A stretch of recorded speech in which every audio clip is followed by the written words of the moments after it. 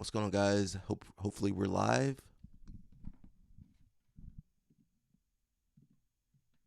Uh, let's see.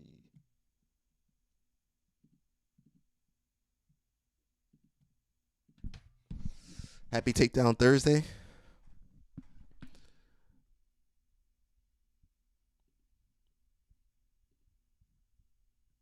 Yep, we're good.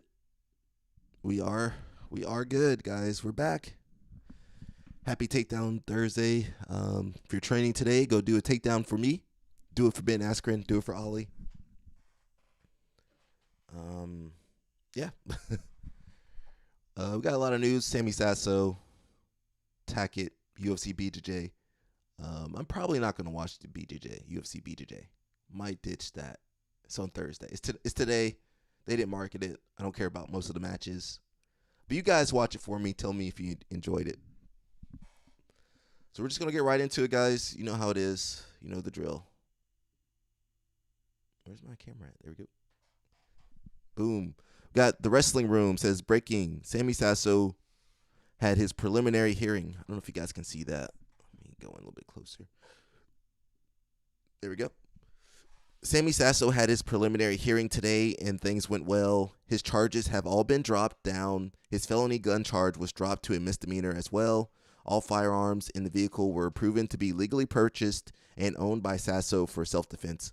More to come, but based on some of the initial details and court action, I think Lehigh should really, they should say, reconsider getting him back on board once this is sorted out. He belongs there. So if you guys don't know, Sammy Sasso, long story, he got shot, before NCAA championships a couple years ago, 2 years, 1 or 2 years ago. I can't remember.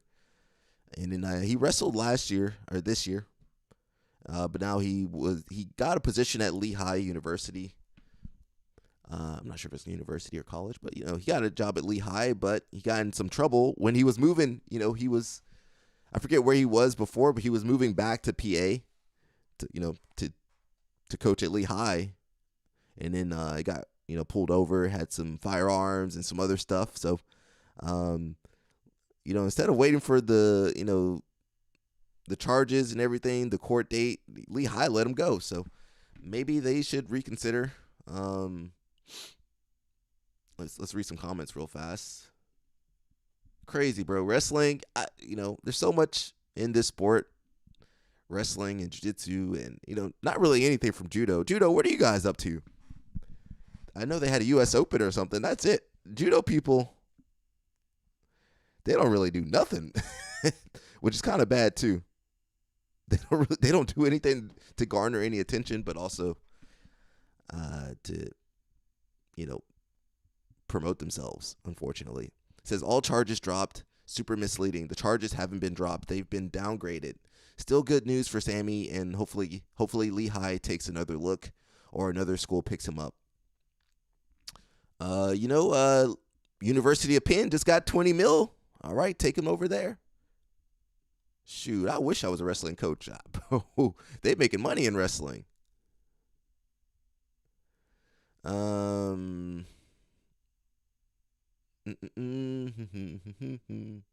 He might not want to go back. That is true. No, he need that wrestling job. I don't think he should go back to Lehigh. Who would want to rejoin someone who dropped you on the premise of prejudice? Someone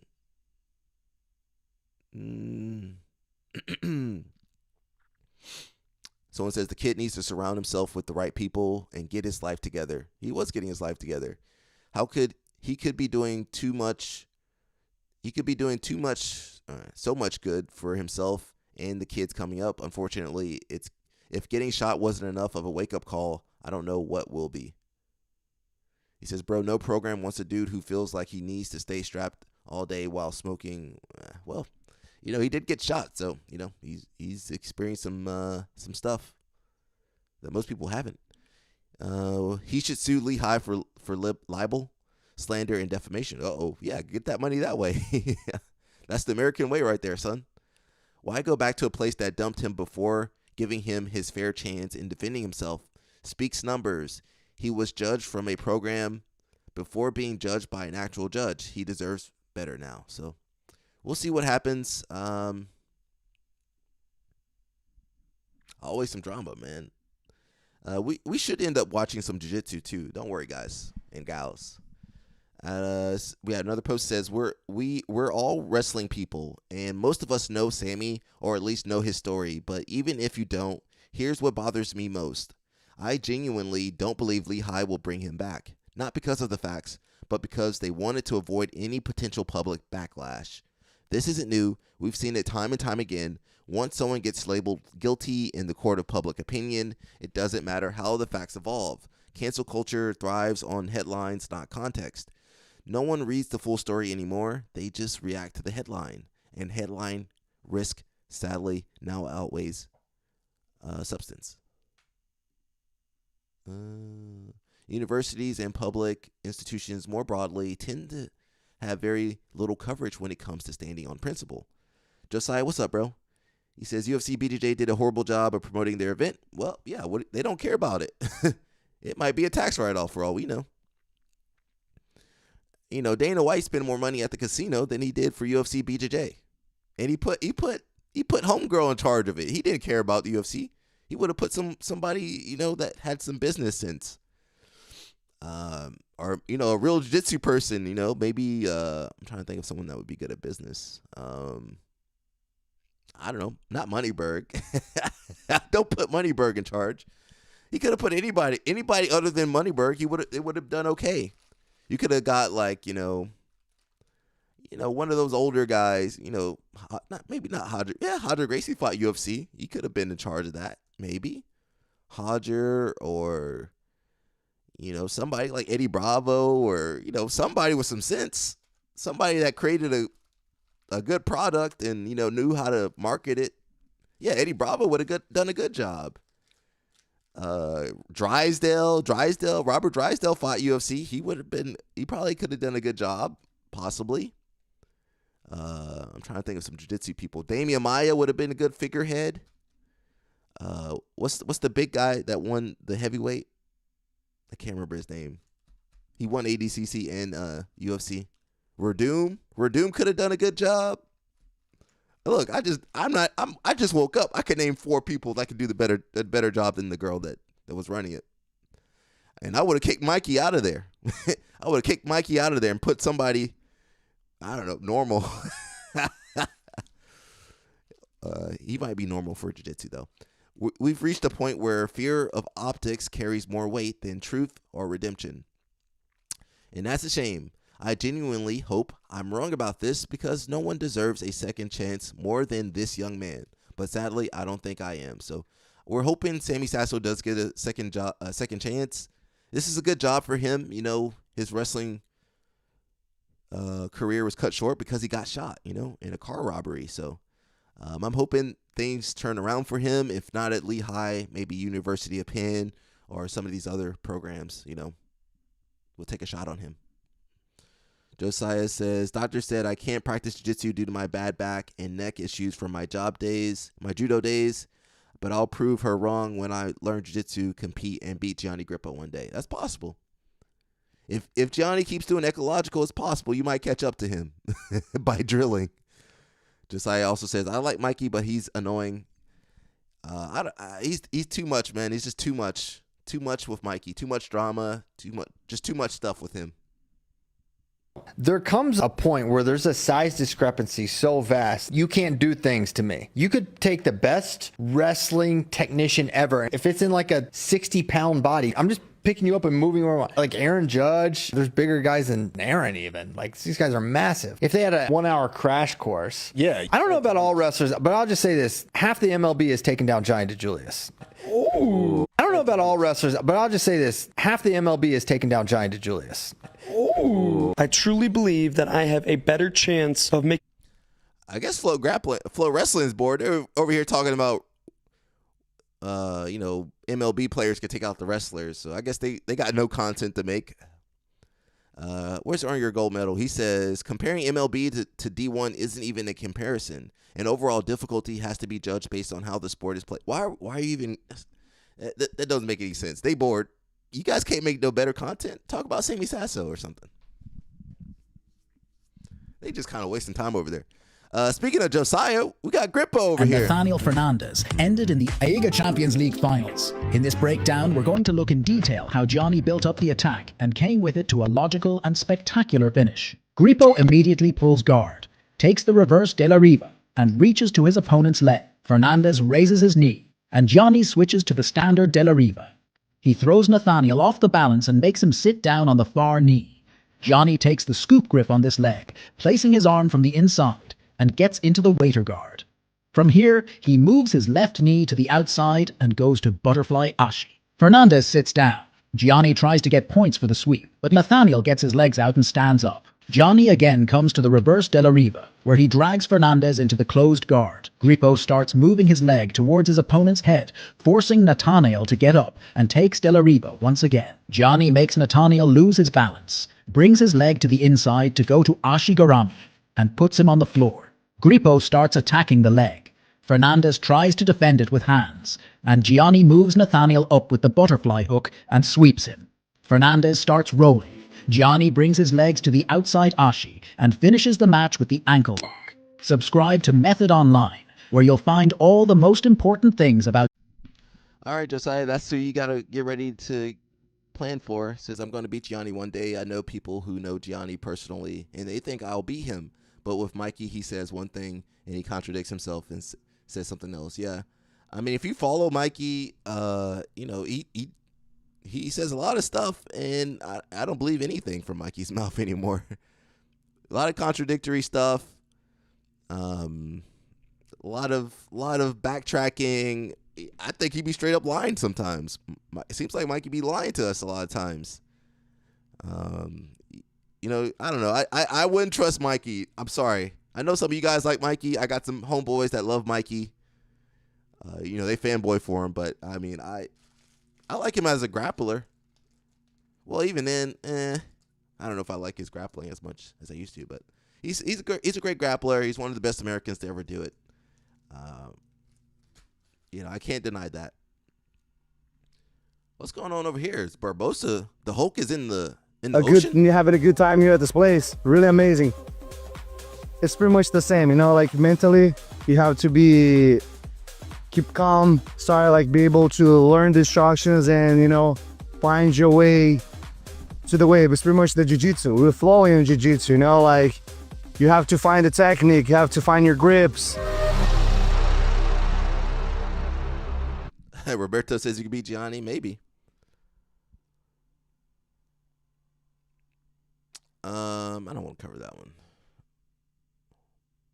Let's see, this is a nice one. You like the most? You gotta do the go most. to the gym, Yes. You gotta have extra practices. Yes. You gotta do runs. Yeah. You have to wake up early. You Yeah. have to eat good. Eat clean. Yeah.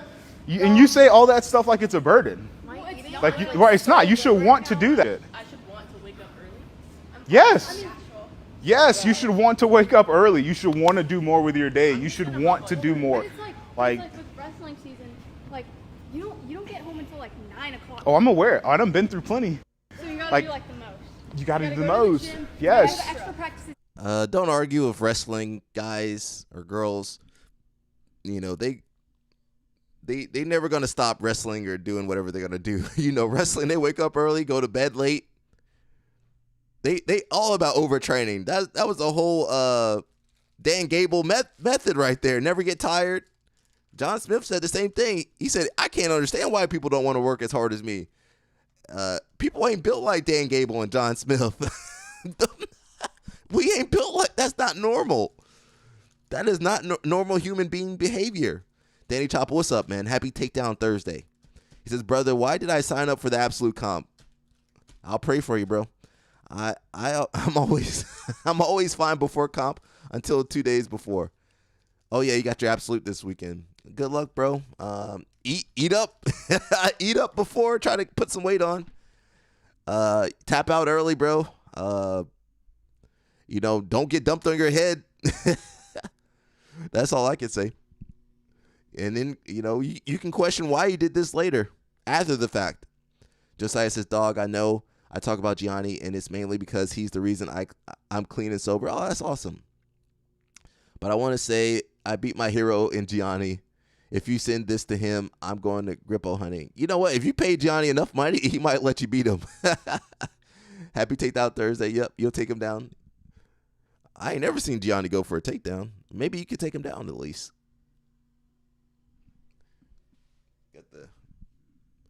Here's some of you guys out here.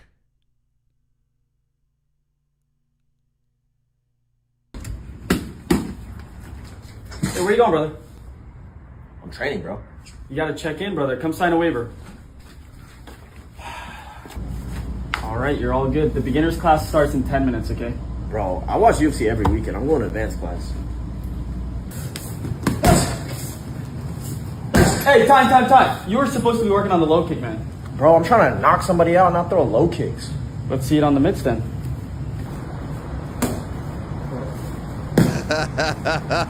Bro, so how long you been training UFC for? Brother, it's called MMA, but I've been doing it for a while. But let's see that stance, man. Get like a bladed stance. Nah, bro, I like to switch my stance to like Adesanya. Hey, so that's the end of the striking class. There's jiu-jitsu after. Are you gonna stay for that? Bro, I'm not trying to do none of that crotch sniffing shit. Yo, was that Rinya Nakamura? Hey, where you going, brother? All right, so that's that's the people that be on Reddit. When they be arguing with me, that's what I see. That's what I imagine. Josiah says, Danny Choppa says, at least the comp ain't today, because Takedown Thursday would not be happening. Yep, Takedown Thursday, everybody go for a takedown. Even if it's a white belt, take them down safely. Josiah says, nah, I'm beating Gianni one day with my background in judo. I think I'll have a little edge. Possibly. We'll see, man. Just call him out, bro. Gianni will respond, probably. Talking about UFC BJJ, my man Homo Bahal got a little package from UFC. I'm never getting a package from UFC. I'm not going to open that package if UFC ever send me something.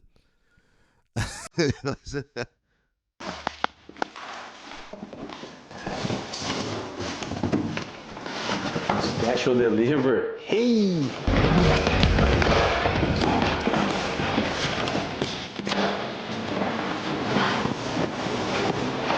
UFC BJJ Jiu-Jitsu is reaching the next level. Tomorrow, July 31st, we have live free on YouTube. Don't miss it. Claudinha, Dana White is doing an amazing job bringing Jiu-Jitsu to the next level. So tomorrow, don't miss out on YouTube UFC channel, UFC BJJ, free and live.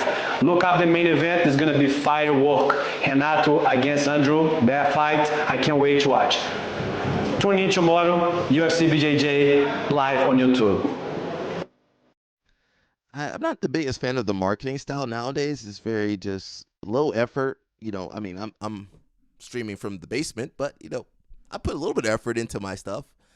It's just very low effort. It's very unprofessional. It's very it is grassroots though. I will say it's grassroots.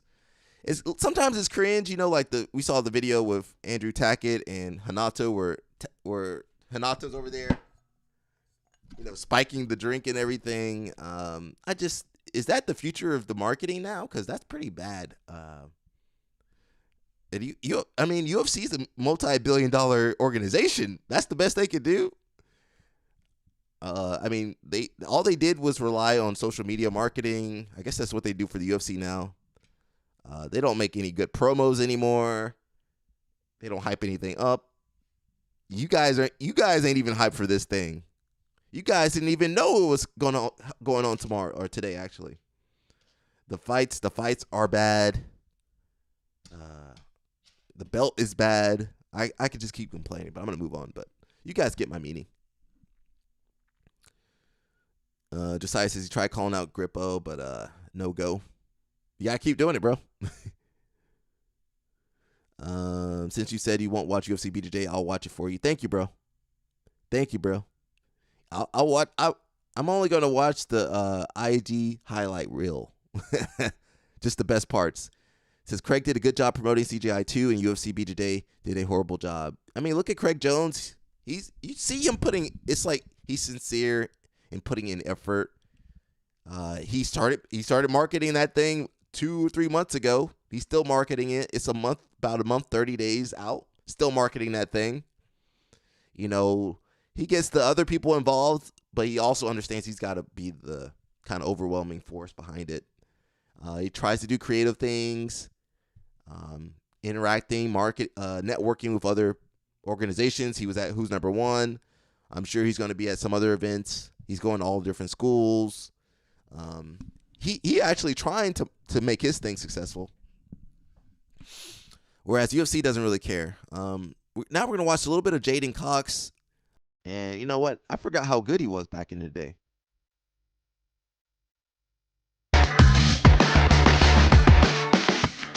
Takedown Thursday.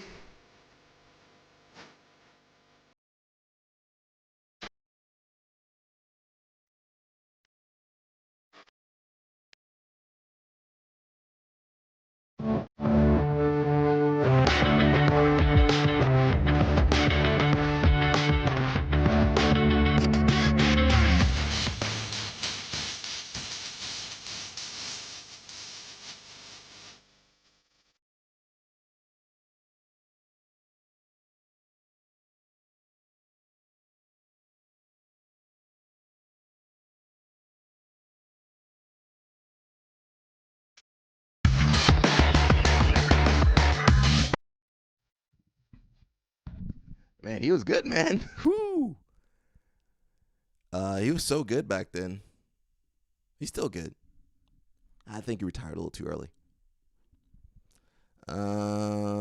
Josiah says, I made some YouTube videos calling out Gianni. You got to do it on Instagram, bro. I want to dance with him on the mat. My alligator, Gianni Grippo versus the Reaper, Josiah. You got to do it on Instagram, bro. UFC really don't care about BJJ, and yet they want to grow the sport. Yep. And Mikey lied to us. That's all. That's all that happened. Come on, guys. That's it. Excellent. Excellent. 15 seconds left. Come on. Get in. Don't let Josh get to that. Put down. Get in. Oh, man. Go back.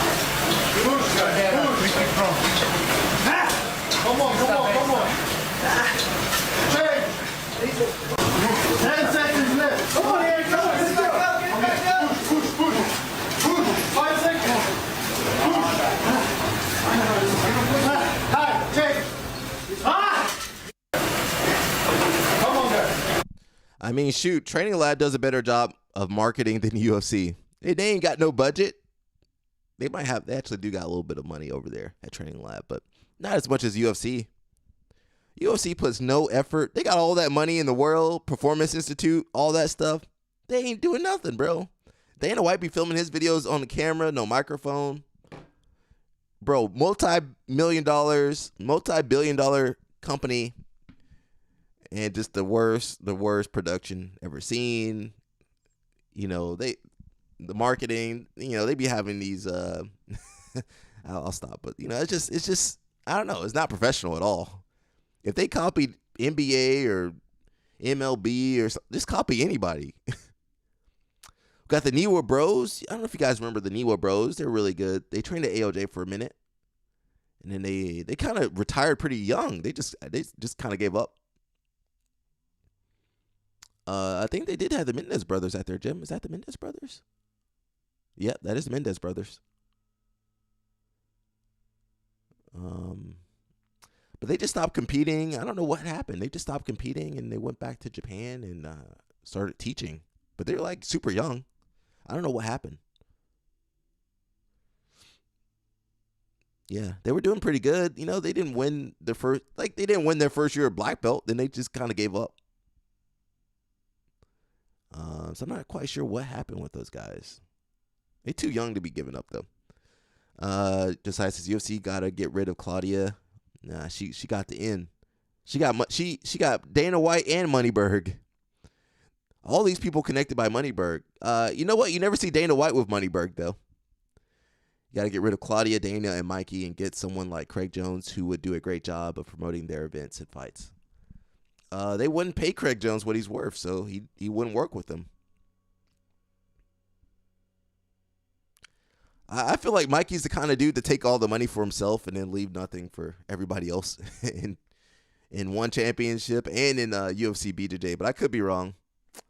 One of my Brazilians' favorite half times is to pocket watch. They love pocket watching, and I love watching them pocket watch too.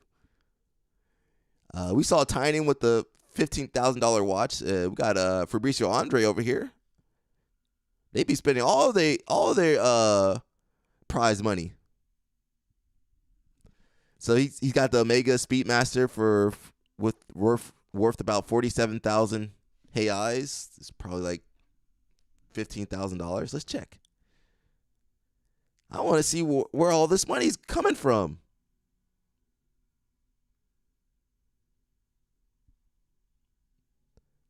AIs, let's see. We got to see how much these guys are spending. That's about $8,000, so $10,000 possibly. My man win a tournament and go get a watch. It's funny because all the Brazilians, you don't see this with the Americans, but they be comparing their watches at the tournament. So, $10,000 watch, and he's got the Nike Spitzike low. So he over here styling. They be pocket watching in Brazil, bro. My man got the black nail polish. I don't know what to say about that, but you do you, bro. And they all be comparing watches. It's crazy. Got the Travis Scotts over here. You guys know that kid. That kid be winning everything too. Got the SB Dunks. Jiu-Jitsu people love, the Brazilians mostly. But Jiu-Jitsu people love SB Dunks, Adidas, Jordans, Yeezys, Travis Scotts. Anything worth some money they're going to like. Josiah says, I hereby challenge Gianni Grippo. You got to post that on Instagram, bro. And keep tagging him. Got the Nike Air Maxes. Shout out to rich homie Quan. He loves some Air Maxes. I got a pair too. Travis Scott's Air Max. Yep. Adidas. Yep. What'd I say? Nike LeBrons. Alrighty.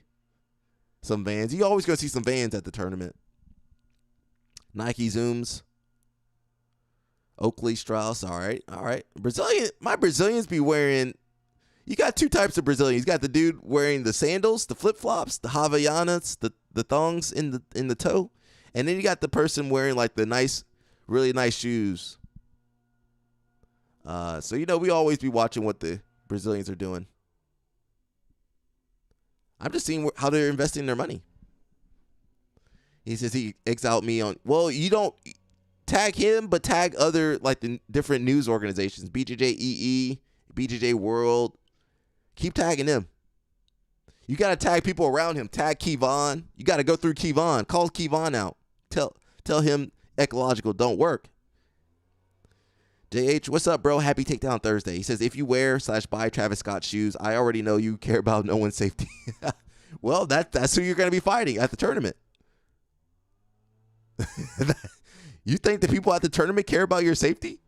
No. Train jiu-jitsu 2 to 3 times a day every single day while being in college. I think the entire concept of just showing up is stupid. What you really need to do is view jiu-jitsu as training muscle, or a mindset that you have to train as much as possible. The ability to grapple well is not a skill that'll just naturally stay, but if you fall off, it will atrophy. People think that when you build a skill in jiu-jitsu that it won't degrade or that you even get to stop training. But making a conscious effort while you're training is what separates good competitors from great competitors. I firmly believe that most of the upcoming athletes in jiu-jitsu will not survive this incoming generation unless they master the concept of actual effort, focus, and intensity. Look, we would all much rather just mess around on the mats and do whatever we want to. You gotta focus. If you're not doing this, I guarantee you are going to lose.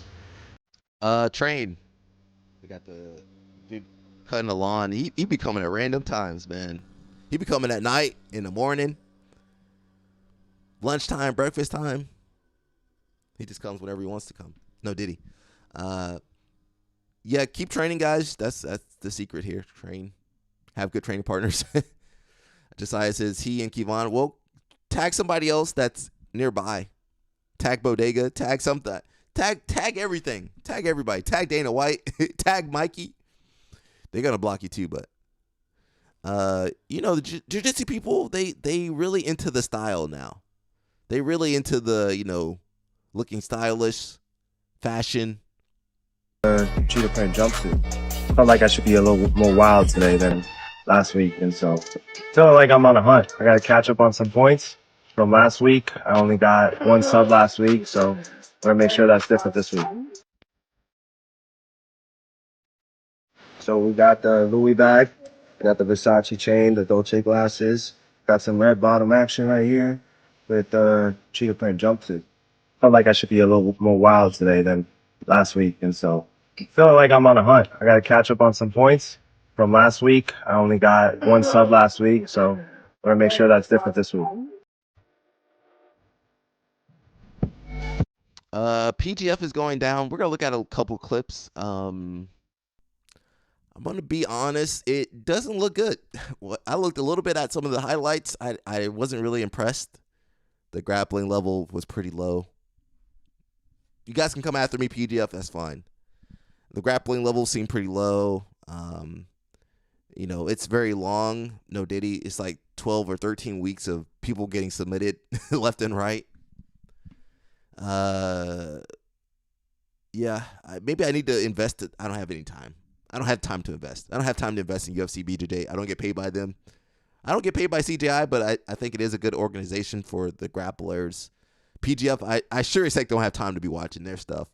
I leave it to you guys to watch what they're doing. I just push you guys to that. It just, I looked at a little bit. I know a couple guys on the show. I'm like, you need to go back to training. You shouldn't be out there fighting a pro division. But we live in an age where people they want to be better than they are. Like they didn't train but they want the results as if they trained. They want to be on the same show as the big name guys, knowing full well they didn't train. They shouldn't be out there. They should have stayed at their regular job. They ain't built for it. And I'll be honest, nobody's built for 12 weeks of submission grappling. them legs gonna be popped up. I hope they got some insurance or something out there. I would have taken some life insurance. You should have got some life insurance before you went on that show.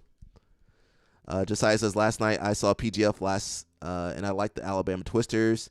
Mika Galval, any team he's on, the team winning. It's crazy because Mika Galval could beat everybody at PGF. For sure, Mika Galval could beat everybody at PGF in a row. He might be able to beat everybody at CGI. It's possible. It's possible. He gonna have to get on some supplements to do all that. He gonna have to go back to 2022 Mika Galval that got popped by USADA to do all that crazy stuff. We got an older dude. He says, I'm too old to start. That's what I told myself at 35. So he started at 35 years old. And look at him now. I didn't start jiu-jitsu until I was 35. I got my black belt when I was 43. I did my first professional fight when I was 46. Don't ever let age be a limit for you. I didn't start jiu-jitsu until I was 35. I got my black belt when I was 43. I did my first professional fight when I was 46. Don't ever let age be a limit for you. I didn't start jiu-jitsu until I was 35. I got my black belt when I was 40. Dang, he almost got his black belt as fast as Moneyberg. 43, what was that? 8 years or something? Yeah, 8 years to black belt. That's pretty amazing. At 46, he stepped into his first pro match. You're not too late. You're just waiting for some imaginary perfect moment. Stop waiting. Start training. There you go. Start training, guys. Jason Whitfield, happy takedown Thursday, Jason Whitfield. He says, PGF has no star power. Name one athlete besides Jet Thompson. I can't. I know a couple people. I'm not going to name their names because I know them as students. Yeah, Jet Thompson. That's it. That's why he got all the money. He got all $50. No, it was like $7,000. They had a budget they could give to the athletes. I understand what PGF was going for, but they're trying to spread that budget as far as it will go. So they got the script the bottom of the barrel for jiu-jitsu. And some of them guys shouldn't be out there. Some of them guys, they not professional grapplers. They don't have technique. Now they might be entertaining. I don't know. They might be entertaining, but I mean, how entertaining are some of those guys? Like you want, if you're paying for jiu-jitsu, you want to watch. It might be free on YouTube, but if you're watching jiu-jitsu, you want to, unless it's your friend or homeboy, or homegirl, you want to see Mika Gabal. You want to see Tynan.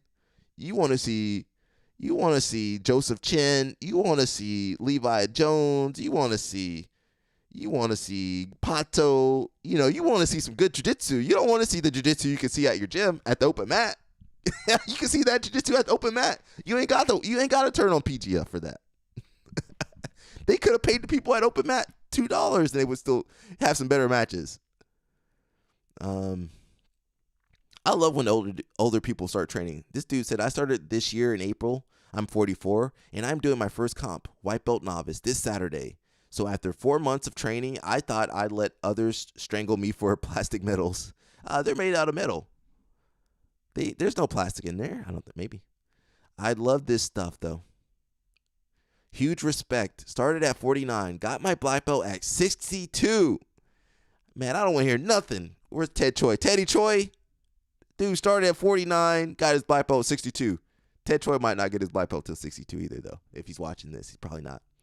I started at 49, 8 months in, and 50 now. I got my first stripe last month. Started my martial arts journey when I was 40 with Muay Thai in 2020. Now I started BJJ 6 months ago. No regrets, although I just got my first BJJ injury while getting pulled down from the clinch a little hard on Friday. All good, stretching, then back to both soon, super, hopefully.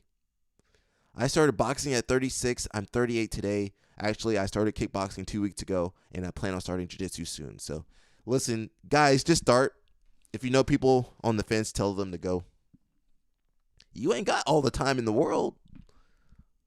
Some people got 3 months. Some people got 3 years.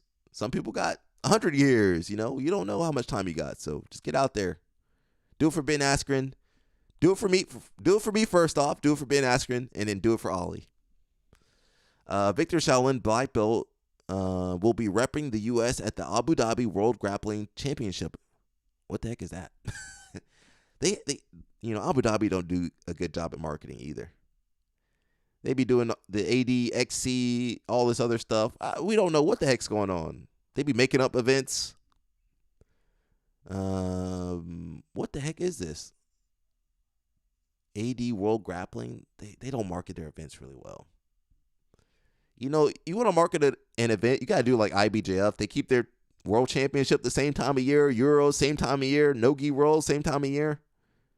Pan, same time of the year. Don't be throwing stuff all over the place on the schedule. It's a little bit different out there in the Middle East, though. It's a little bit closer. Everything's closer out there. PGF, we're going to watch a little bit of the matches. JJ almost tapped right there, I thought. JJ's young. Christos with the big win. Christos with the big win right there.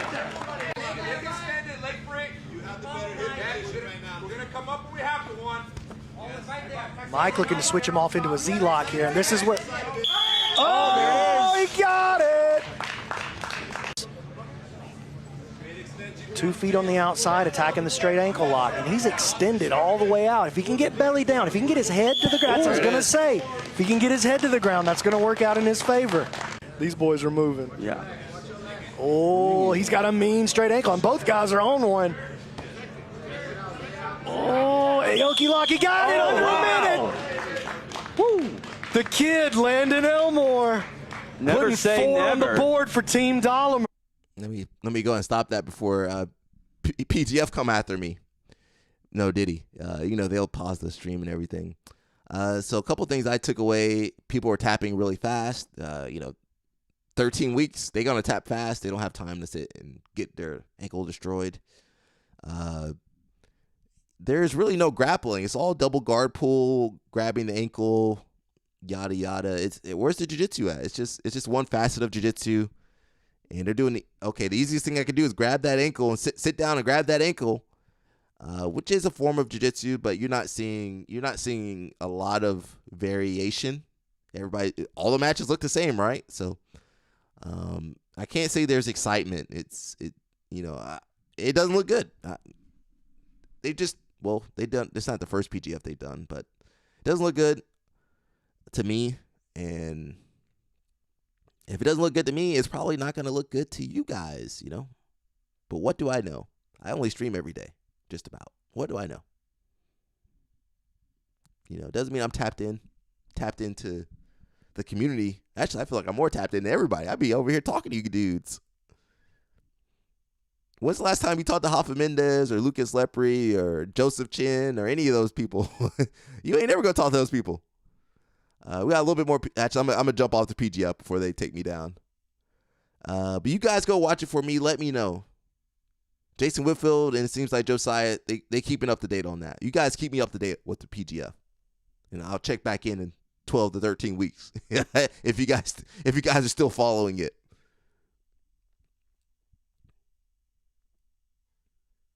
Hobbyist, and they're just literally doing something for fun that's going to be healthy for them, then I would tell them to focus on their goal, which is to have fun. I would focus on that. And nerves and all that kind of stuff can be a part of the fun, like it's exhilarating to get nervous, right? Like that energizes us, it wakes us up, all that kind of stuff. So it's not to say that we try to eradicate all the nerves, because I don't think that's even humanly possible anyway. But it's, all right, how can I create an environment for myself that I can do this and still have fun with it? Well, if they're going to compete for the very first time and they're a hobbyist and they're just literally doing something for fun that's going to be healthy for them, then I would tell them to focus on their goal, which is to have fun. I would focus on that. And nerves and all that kind of stuff can be a part of the fun, like it's exhilarating to get nervous, right? Like that energizes us, it wakes us up, all that kind of stuff. So it's not to say that we try to eradicate all the nerves, because I don't think that's even humanly possible anyway. But it's, all right, how can I create an environment for myself that I can do this and still have fun with it?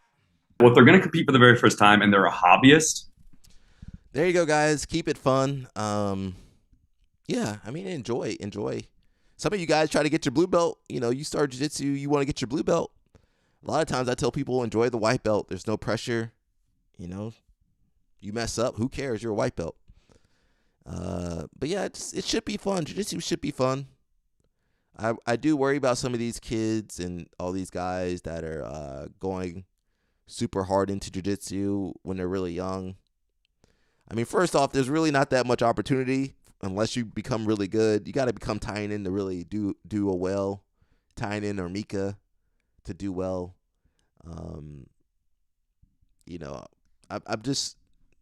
I'd be pushing people to do wrestling, to be honest. If you want a future in education, it makes more sense to wrestle, not really focus on jiu-jitsu too much. Jiu-jitsu should just be for fun. And if you get older and you want to do professional fights, 8 Abu Dhabi or Craig Jones 25, Craig Jones Invitational 10, 15, you guys can do that. And once you guys get older, for the kids. But there's really no future. I mean, you're gonna have to either scam people with crazy ecological courses, or you're gonna have to open up a school and teach kids classes. I mean, that's basically it.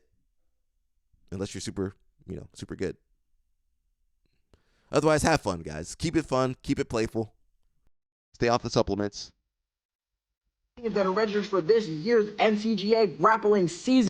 The newest addition to the University of Central Florida. Second up on the list, we have the official announcement for USC, also known as the University of Southern California. And last but not least, we got Sam Houston State Brazilian Jiu-Jitsu. Remember, if you want your team in for this upcoming collegiate grappling season, be sure to contact the NCGA for more information.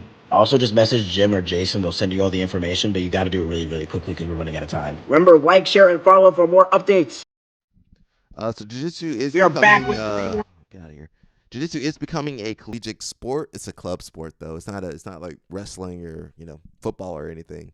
But maybe in the future there might be something for you guys, your kids and daughters, sons, cousins, nieces and nephews. So right now it's a club sport, but if it gets into enough schools, it could potentially become a Division Division 3, Division 2 sport. I'm not sure about Division 1.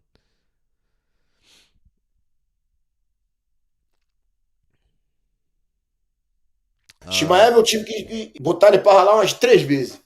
Tivemos vários conflitos também, várias vezes. Porque quem quer o bem do cara vai falar às vezes o que ele não quer ouvir. Tipo, ele ficar puto no treino, porra, xingar ou tacar alguma coisa no chão e falar, aí, mano, sai, rala. Não, desculpa, não, rala.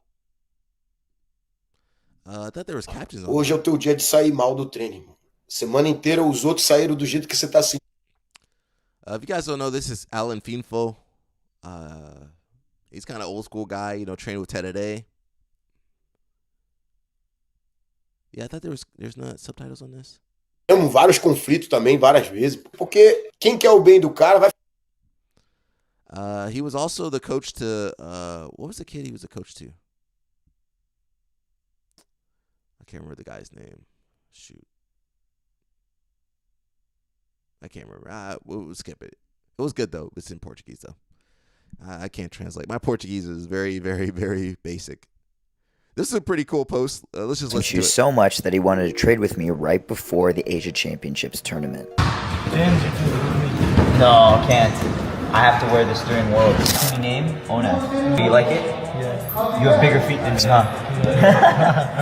You ever been to America? No. No? Vietnam?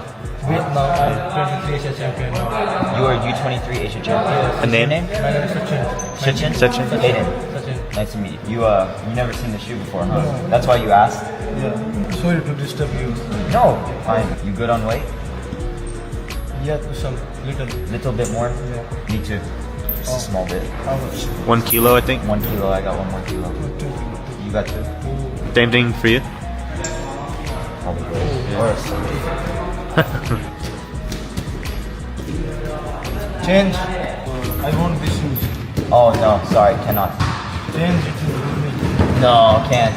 I have to wear this during Worlds. They're my sponsor. You have only one piece? Only one. So just to break that down, you got a dude from the Indian team. He's like, "Can I have your shoes?" And so he's trying to take this dude's shoes. I don't know what the heck was going on. You got to say no, though. When people try to take your shoes, you got to say no. And those are the Hayden. The Hayden, are those the Hayden? No, those are the Meekix ones. I'm not the biggest fan of the Meekix shoes. I do need another pair of wrestling shoes, though. You guys can try them out. They seem okay. I think they sold out, though, didn't they?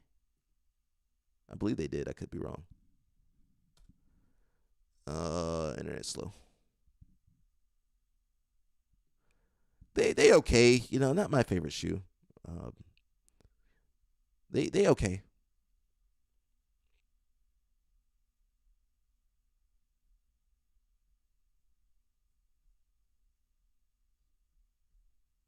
I think this is the kid that was wearing them too. That dude tries to steal his shoes, bro. We don't have anything in jiu-jitsu to steal.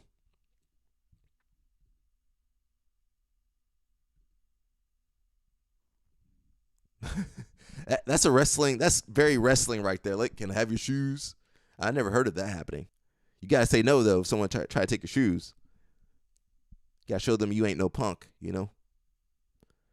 got the Jurico Plata. Leg Kimura entry from turtle position. We're gonna go in. Man, that's a Tarico Plata, bro. Get out of here with this crap, bro. Stealing the Tarico Plata. Yeah. Catch a figure 4 back head and arm. And then we step our 2 feet up by our training partner's shoulder line and the hip. We pull on the back shoulder, getting our training partner down to his side, and then sitting up into this seated position. From here, we're gonna threaten this right hook coming in. As he closes up on this side, we're gonna pull our training partner down in this direction, letting his head slip outside of our armpit. We drop down, we lock this figure 4 around our training partner's leg. So if he tries to catch my leg as we throw the leg over, it's not gonna happen. Now we step our right leg into position on top of the wrist, post our hands, and then walk out into position where we can finish this leg Kimura. That is for sure Tarico Plata. I'm hoping they keep those mats clean over there. I hope they're keeping those mats clean. But you never know, man.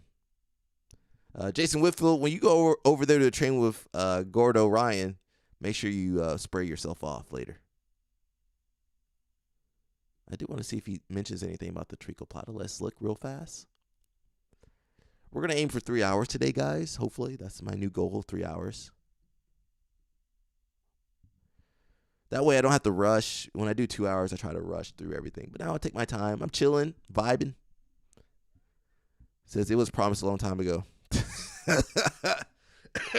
That's pretty funny. Okay, well. We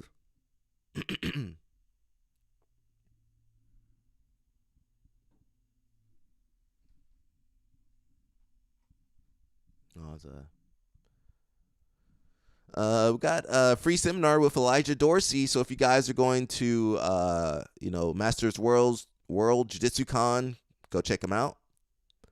He's going to be representing Team Lloyd Irvin. I don't think Lloyd Irvin will be there with him. Maybe I'm wrong. Possibly will be. I don't think IBJF ever going to put me out there. They don't like me that much. Team Lloyd Irvin represents the Elijah Dorsey seminar. Come learn from one of the top American competitors in the game today. Jiu-Jitsu Con is just 1 month away. Don't miss your chance to level up. Stay tuned for more seminar announcements. I would like to do this, but they say it's really hard to hear because it's just the big event center, the big convention center, and there's no like, you go to a tournament, everything's laid out and open, so it's super loud. You can't hear anything. How good can the seminar be if you can't hear anything and there's like 1,000 people in the seminar? It ain't gonna really be much. We got Helena. What's up, Helena? She's getting ready for CGI 2.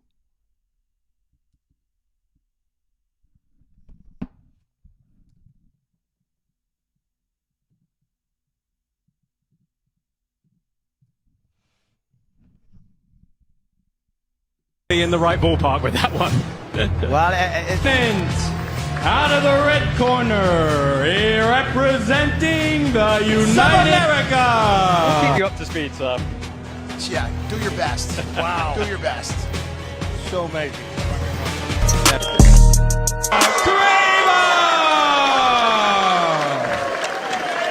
In the right ball. Danaher's daughter. That's what I call her.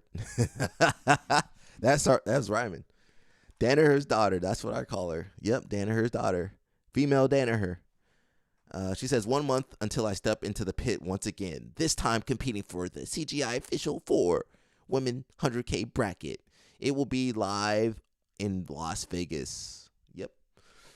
I don't think Craig does a good job. I don't think he gives all the money to.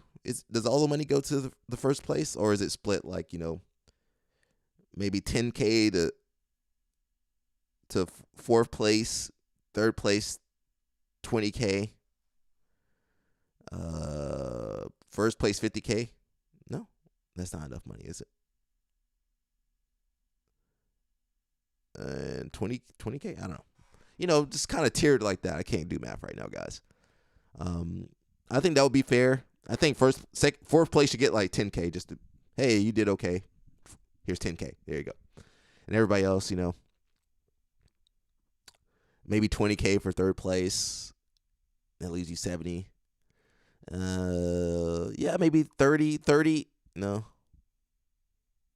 I'm not sure what the split would be to make it fair. But we'll see. We'll see what they do. Craig Jones come out of his own wallet. I mean, Craig Jones got more money than a lot of us. He'd be like, well, I'll put it on my credit card. I can't put $10 on my credit card. But Craig could put 100K on his credit card. It says 48 wrestlers were drafted into CLAW, Champions League American Wrestling, and 4 attended Appalachian State University. So this event gives kind of the lesser-known wrestlers a chance, whereas the Real American Freestyle, the ladies bracket gets 10K to show, 100K to win. Okay, well, that's good too then. At least you get 10K. They weren't getting that at ADCC, were they? I could be wrong. I don't think they were getting 10K. Maybe they did change it. So it's 140K technically? Total prize money? I mean, that's way more money than PGF. Nobody in PGF got 10K. Who got 10K in PGF? Even Jet Thompson, he got $7,000. And he the best dude out of how many dudes out there? 50 people? They couldn't scrounge up a little bit more money to give the Jet Thompson. Jet Thompson should have just done CJI. He could have got on the American team. He could have been an alternate on one of these teams. I forget who he trained with. You got to make a name for yourself, but listen, try to make a name for yourself in PGF, your whole body's destroyed after 12 weeks. You ain't meant to compete for 12 weeks straight. What other sport you competing 12 weeks straight? Grappling, combat sport. You ain't doing that in boxing or wrestling. They do get a lot of matches, but not that many matches where you attacking the joints. Judo, you couldn't do judo. You can't do but a couple judo matches before your body breaks down. So shout out to the ladies. Somebody taking home that 100K. Remember, ladies, got to pay your taxes. You got to pay some taxes somewhere. So save some money for that. But yeah, pretty interesting to see. Also, that RAF, Real American Freestyle, that's the same weekend. I think it's not in Vegas though. It's like Ohio or somewhere. Let's check real fast. Again, guys, RAF, that was Hulk Hogan's organization. Unfortunately, he passed away last week, so he won't be able to. You can't see it. He's gone. Nothing we can do about that.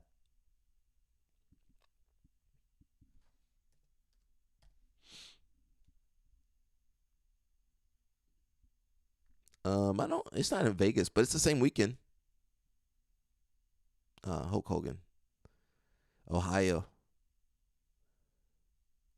Let me read this real fast. I didn't know this was around. Let's zoom myself out. He says not today, 6 days ago. Today we lost our commissioner. We lost a friend, and the sport of wrestling lost one of its greatest champions, not just in the ring, but in spirit. Hulk Hogan believed wrestling was more than just entertainment. He saw it as a brotherhood, a proving ground, and a platform for greatness. That's what Real American Freestyle was built to be, a new stage for the toughest, most passionate athletes on earth. And Hulk was at the center of it. From day one, he threw his weight behind this league. He met with athletes. He watched tape, shared stories, and showed up like only he could. RAF was personal to him, something bigger than all of us. This league is just part of his legacy, and we intend to honor it. So we'll see. They got the first one scheduled. Shoot, where'd that go? Can I go back? They got the first one scheduled. I don't know what the heck just happened there. They got the first one scheduled for August 30th, the same weekend as CJI and all this other stuff. Where's the promo for? Jason Whitfield says, ladies. Oh, well, he said that earlier. Yeah, they had all the star power. Got my girl Kennedy Blades. I'm a fan of hers. You got Yanni. You got Sarah Hildebrandt. You got a lot of people. Bo Nickel. You had Ben Askren on there, but he no longer able to wrestle. Who else was on there? Wasn't Kyle Dake on there? Where was Kyle Dake at? Was Kyle Snyder part of it? I don't know. Kick Kyle Snyder out off of there though. Yeah, I believe Kyle Dake was supposed to be on there too. So we'll see what's going on, man. I feel like Claw reminds me of PGF. PGF and Claw kind of very similar. And then RAF is more like Quintet. RAF is definitely Quintet. Or, something more upscale. Show Your Roll's got a new geese coming out August 1st, which is that tomorrow. I always push you guys to wear inverted gear. I'm always supporting inverted gear. Apparently, they don't watch my live stream. They don't think I do enough. They don't think they set my numbers too low. I don't post enough on Instagram. They said I don't do enough for inverted gear. But if you guys are on here regularly, I'm always talking about inverted gear. I talk about other brands because kind of can't avoid other brands in this sport, but I always talk about inverted gear. But apparently that's not enough. So There's not much I can do about that. If you guys have been watching this show, I talk about inverted gear every day and 5 days a week. Most of the year, I'm talking about inverted gear. So, I still like the brand. They just said, I'm not doing enough for them. So, shoyu roll. They got a new Suki comp standard. I like the regular shoyu rolls. I don't like the crazy shoyu rolls with the blood on the gi, the fake blood on the gi, or the crazy designs. It says the newest addition to our comp standard line, Suki, takes its name sake from the word its namesake. Sorry, I'm throwing Japanese words in where they don't belong. It takes its namesake from the Japanese word for moon, a quiet nod to timing, pressure, and the precision of controlled impact. Quan, where you at, Quan? You gonna get this gi, Quan? Quan might show you roll an AP dude. Designed for competition. This model balances structure and minimalism in equal measure. The jacket is built from a 500-gram pearl weave, light enough to move, sturdy enough to endure. Pants are cut from 10-ounce ultra twill with a full 2-inch elastic waistband and flat draw cord system. I don't know what any of that means.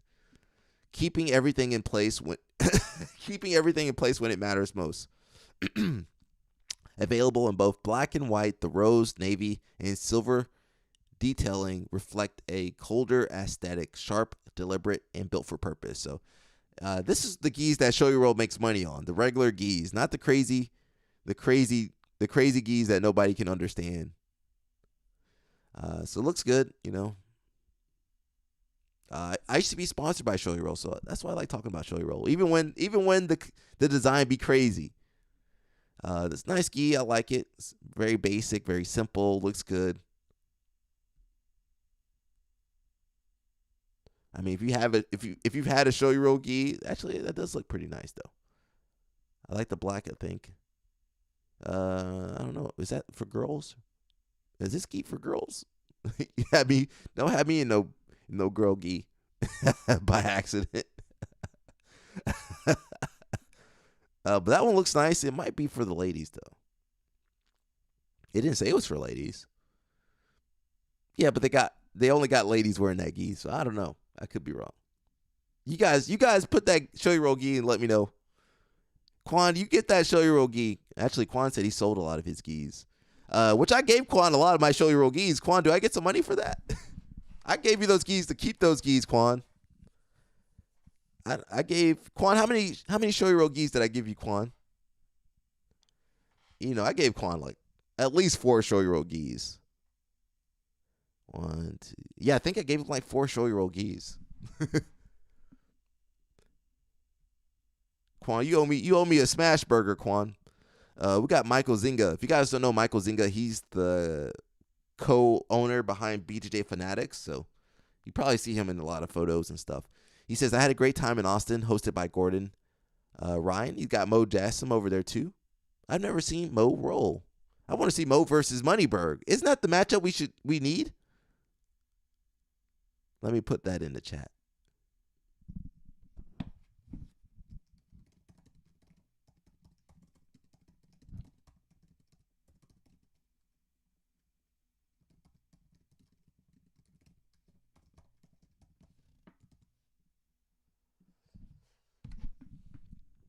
I think that's the matchup we need. We need rich guy versus rich guy. Money versus money. Let's put the rich guys versus each other. We're not gonna get Elon Musk versus Zuckerberg, so let's put Moneyberg versus Mo. He says, I got VIP treatment at his school, Kingsway, before it opens, and it is one of the most beautiful. Come on, that ain't no beautiful school.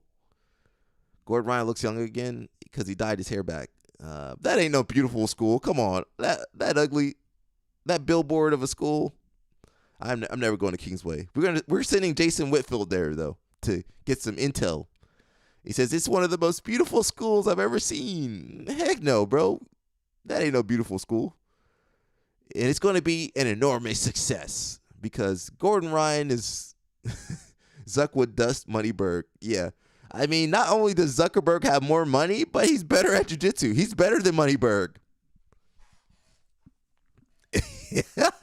Moneyberg said he's better than all of us. Well, Zuckerberg's better than you, Moneyberg. My man Michael. Well, you know, they made a lot of money off of Gordon Ryan and Daddy Danaher. They made a ton of money off those guys. He says the school's going to be an enormous success. Back at his house, another one of my favorite people, Mo Jassim, cooked us keto waffles at midnight when we all hung out. Mo took us to one of the best meals I've ever had in my life at sushi something restaurant on Monday night. It was a 25 sushi course meal. I laughed so hard both with them. Both nights I had headaches, and they are two of the most fun guys on earth to hang out with. Michael Zinga, did someone pay you to post this message? That sounds like a post Moneyberg will have you make. You need. He says, I got Zuckerberg beating Moneyberg in 2 seconds. You know, Moneyberg does have size advantage, though. Michael Zinga over here, what's up with all the yes men in jiu-jitsu? I don't get no yes men. All I get is pushback. When these guys get yes men, I'm jealous, man. He says, I also got to visit with longtime friend and at the now former B team in Austin and learn some techniques from them. Talk about some future projects. Nicky Rod showed me his body lock. Joseph is just a savant, and Nicky Ryan is so smart on the mat. My man ain't got nothing bad to say. Both teams look ready, really ready for CGI, and I can't wait to see it come up. See it come up close next month. The training with the pros at Kingsway was unreal. I survived rounds with some of the best guys on earth because they wanted me to. But just an incredible experience, and I learned so much. I truly enjoy my job of meeting the world's best grapplers, if that's really a job. What does Michael Zinga do? He just kind of hangs out. Like, what does he do? I'm on BJJ Fanatics too, but I'm wondering what Michael Zinga does. He doesn't teach classes. Is he just the money dude? He just makes money off the instructionals and stuff? Because, like, what else does he do? He doesn't teach. Bernardo be teaching a little bit and doing seminars, and he'd be doing YouTube videos, but what does Michael Zinga do? I'm wondering. He's just the money behind everything? Or I've been to his house. Shout out to Michael Zinga. He's a very nice guy, but I'm just wondering, what did he do? Maybe I'm out of my tax bracket, though. That's him with all the dudes. I don't really. I do like Ishin. He's cool. Who is that guy? Can't remember that guy's name. Ooh, Terry Black's, guys. If you ever go to Austin, Texas, please go to Terry Black's for the barbecue. Now, you're going to have to wait in that line. That line going to be long, but that barbecue going to be good. Michael Zinga can go. Everybody looking fat. They look like me. Everybody looking thick. What's going on with all the jiu-jitsu people? I was eating yesterday. If you look at my Instagram stories, I was eating yesterday, guys. That scale does not look good. They eating too. My man said these are the best protein waffles. First off, I ain't go to nobody's house to eat protein waffles. Nah, it was good, bro. Get out of here. Where do you go for your barbecue then in Austin, Texas? Terry Black's was decent. It says mac and cheese was bust though. Is that good or bad? You know I'm a boomer, bro. I don't know that Gen Z. Good? Okay, there we go. I'm a boomer, bro. I was like, is that good or bad? Me and Jason Whitfield trying to see if that's good or bad. Me and Jason Whitfield, like, what is that? What is that? I ain't going to Mo's house to eat protein waffles. I ain't going to Moneyberg's house to eat protein pancakes. I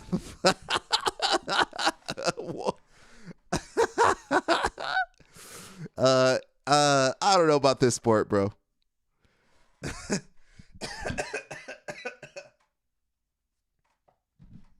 Says I haven't tried the one in Fort Worth yet. I need to though. I thought it was okay. I do like. I'm more of a Kansas City barbecue kind of guy. Atlanta barbecue. We got barbecue in Atlanta too. I like some, I don't know. I do like some North Carolina, South Carolina barbecue as well. I like Kansas City barbecue though. Don't come after me, bro. I enjoy Terry Black's. I think that's where I went. I had to check with my friend. I don't remember where we went actually.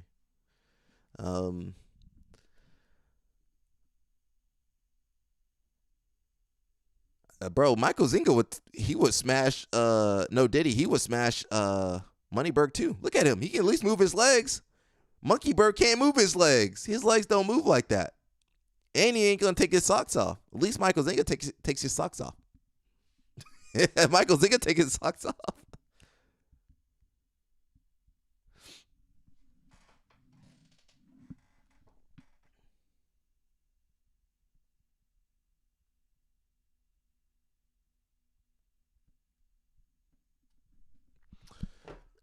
Yeah, I don't know, man. I just stay, I just stream on the basement. Oh, Margali's back. He not doing CGI though. Yeah, his shoulder's jacked up. I think he had 2 shoulder surgeries. Says, bro, Tennessee and Mississippi got it on lock. I haven't had Tennessee barbecue or Mississippi barbecue. I'm gonna have to try them. CGI, get your tickets. We were talking about that yesterday. Jason Whitfield's like, it's kind of expensive, but people are going to go spend the money anyway to get out over for Nogi World, Masters World. So go, man, guys, just pop over to CGI too. If you're already out there, I'm not going to be out there, but I'm gonna give a couple singles. I got $5. I'm gonna give a couple bills to Gordon, Craig. Guys, please slip a couple bills into Craig's his Speedo. Craig Jones, he over here killing himself for you. He got stage 2 hypertension for you guys. The least you could do is give him a couple singles for all his hard work. Barry Marsh, what's up, man? Happy Takedown Thursday. I forgot what today was. That's when you do a takedown on Thursday. He says keto waffles is an egg in a waffle pan. I don't know. I don't know if I would eat that waffle, man. I ain't going to no rich person's house and eating waffle. Josiah says B team died. Will CJI live on? Well, Craig Jones is taking B team. Craig Jones taking B team and CJI. I think they're gonna be okay. He didn't really need those guys. Craig don't even be there no more. Craig gonna be okay by himself. He got the money. He got the pool. All he needs is the health, though. Should be cool. August 30th through the 31st, Las Vegas. 8 teams, 5-on-5 battle royale, $1 million. And then don't forget about the ladies with their 100K bracket. Hopefully we can get the girls with their own bracket next time. I think the girls are a little bit more skilled for their bracketing. You got Adele, Helena, Sarah Gaval, and Anna Carolina Vieta. So it's gonna be good. Can't wait.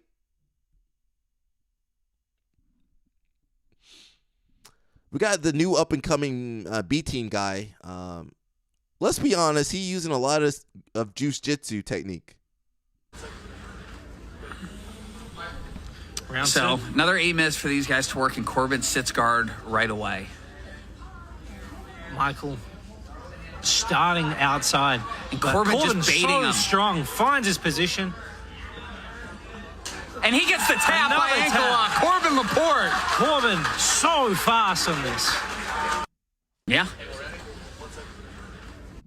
I'm not saying he's not using technique, but I'm saying, I can't do that. You guys can't do that. He says, now this is how you promote a show. CGI needs a women's division. Yeah, for sure. They definitely need that women's division. It's going to be good. The girls are good, man. Put Fionn in there. Get Fionn in there. We all tuning it in.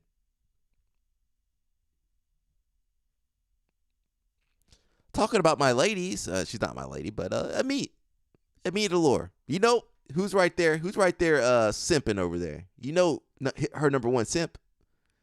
I mean boyfriend. Let me move my head out the way. I don't want Mika coming after me. No, did he? You got Mika Galval over there. Heart eyes. My man is in love. I'm hoping this long distance relationship does well. But I think my man Mika been eyeing Helena. He likes the thick milkshakes. My man got a type. So Amit does look good. I like the hair of Amit. It looks really good. Respectfully. Yeah, it looks good. She got her boy toy with her. She is the breadwinner in her relationship, right? I mean, no matter what Mika does, he ain't ever gonna have an Olympic gold medal. So, God forbid they break up. Who's gonna compete with Mika? I can't compete with Mika. Who gonna compete with Mika? You guys can't compete with Mika. She gonna need a football player, basketball player, something, rugby. She gonna need an Olympian. Well, if she gets an Olympian, she already beat Mika. Then that's true. Never mind. I take back what I said. If she gets an Olympian, she beat Mika. Which she probably can get an Olympian, maybe. We don't know. Shout out to her. Respectfully again, Mika. Don't come after me, bro.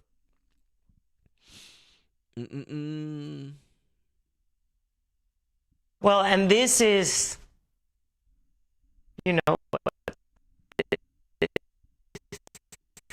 refresh that.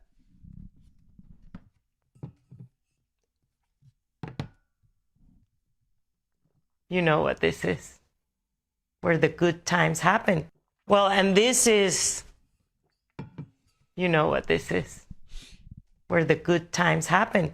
Well, Josiah says, I wish we could get Adele and Fionn dancing together again. They might. We got to run it back. Rubber match. Actually, I guess Fionn won both matches.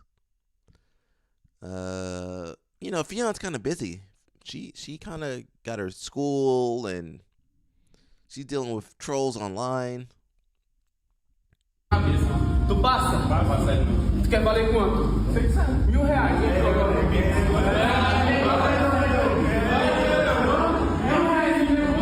Você sem pegada agora. R$1.000. Você sem pegada. Mas ele se ele perder, ele não precisa pagar nada. Não, é contra dele. Se perder, não paga nada. Se perder, não paga nada. Meu dinheiro é contra dele. Então pronto. Vai ser milionário, moleque. I don't want to translate. I can't. My Portuguese is not that good, guys. Sorry. We have a special day. We have a promotion. Gray and black. Bella, step forward.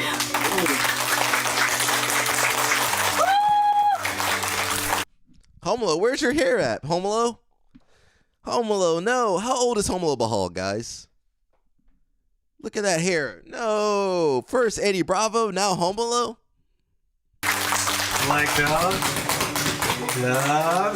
And I have another one that is also very well deserved with Black Kiki. Let's go. Let's go.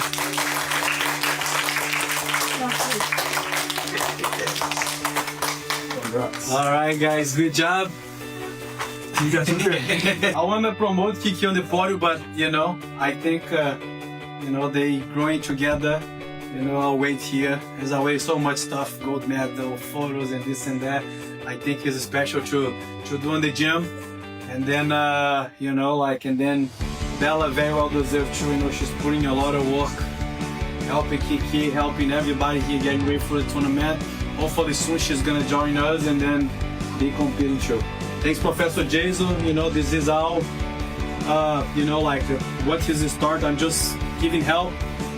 On the part that I have experience on it.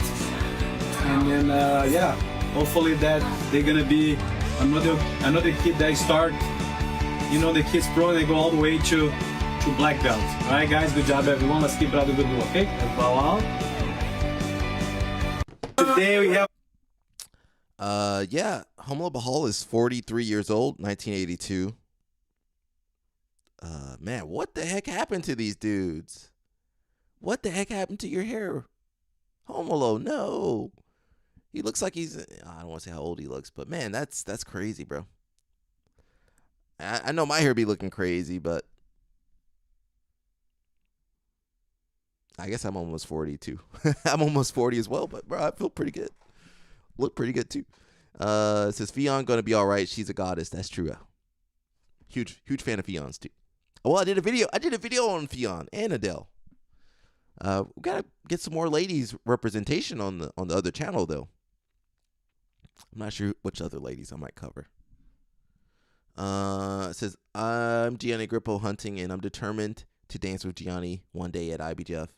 You might have to go up to Bodega, bro. What part of the country you live in, man? You might have to go up to Bodega and just storm.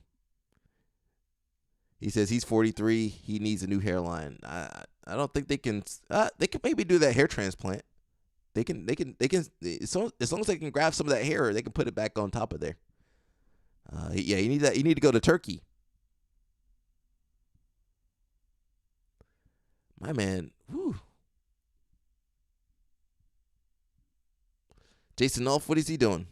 I'm gonna chug a Jocko Malk underwater.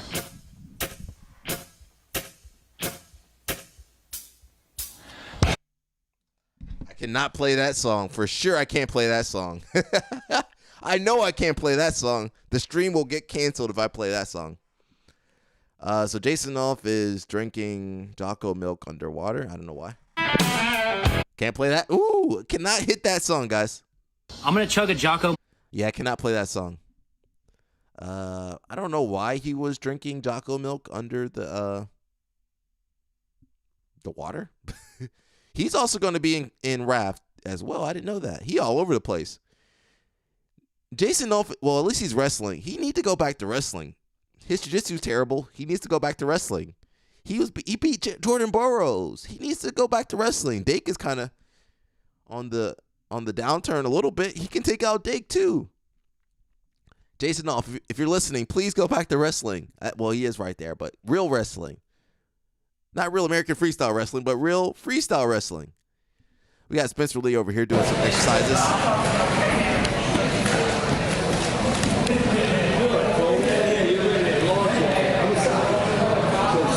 don't know why they flipped it upside down, guys. I don't know why they did that though. Let me see if I can I flip the screen or something? I don't know, man. Why they do the screen like that? How do I rotate this thing? Jesus Christ. Filter. Shoot, why do they do that to me? I think I know what to do. Let's see. View doc profile. Shoot, I don't know what they did.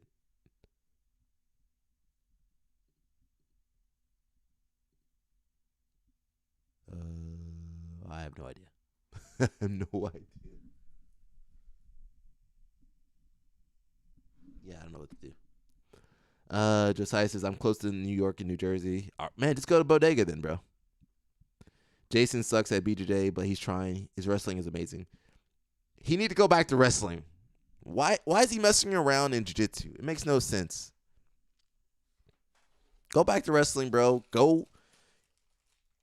He needs to get on the world team. He needs to do the 2028 Olympic trials. He needs to build his resume, international wrestling resume. Jiu-jitsu is not going to help him. Listen, try to get that coaching job. Get that good coaching job. And that way you just wrestle all day. You don't have to worry about submissions. Crazy jiu-jitsu people.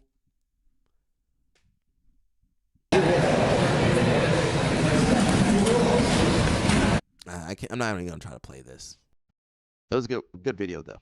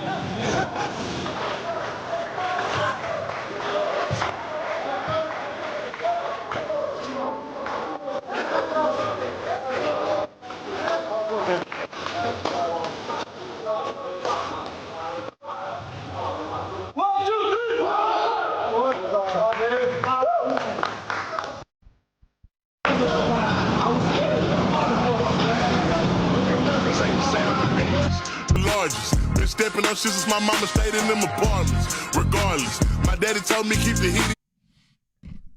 So pretty cool news says DC. Well, Daniel Cormier. He says they look tough, like they gonna be. Yeah. Well, it says DC MMA. We recently started an MMA team where I am a coach and part owner with other investors. I mean, DC got enough money to do it by himself. I'm excited about this project and looking for more high-level mixed martial arts to compete in Gilroy. Strikers, wrestlers, grapplers. We are looking for all people interested in training with the best. The training situation is ideal with housing, food, and training all done with one of the best coaching staffs in the entire world. If you are interested, shoot me a message or shoot any of our coaches a message, and they will vet you and see if you fit what we're trying to build. We're delighted with what we have right now. So that might be a good opportunity for some of the, grapplers, the wrestlers, people that want to get into the fight game.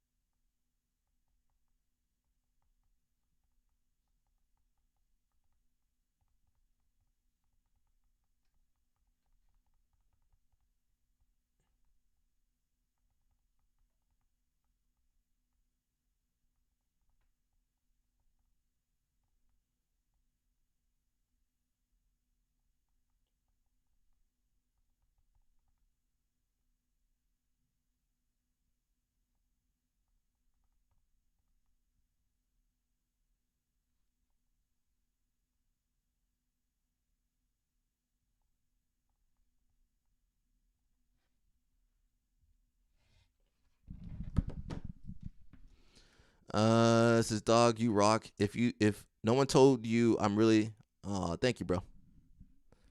Listen, you call me out, I'll fight you. Not like Gianni. I'll come I'll come put the smack down on you. As my man Evan says, I'll beat your ass with love. That's what Evan does. I won't neglect you like Gianni Grippo does.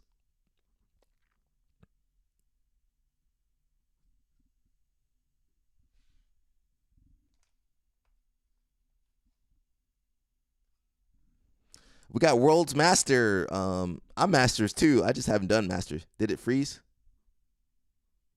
Am I freezing? It's possible. I might have just stopped talking. That was me. I think that was just me not talking. I was texting somebody. Did I freeze, guys? It's possible I froze. Who knows?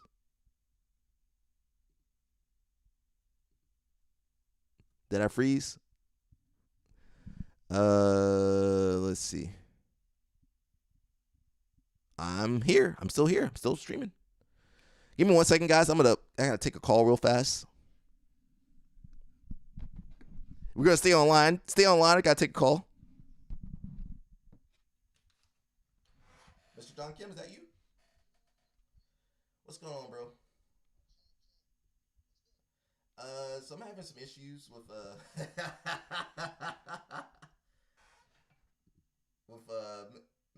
Mr. Panda. Yeah. Huh? Yeah, I can send you a message he sent me, but kind of came out of nowhere. So I'll send it to you.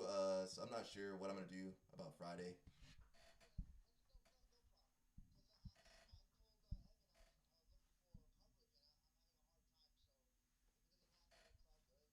Okay.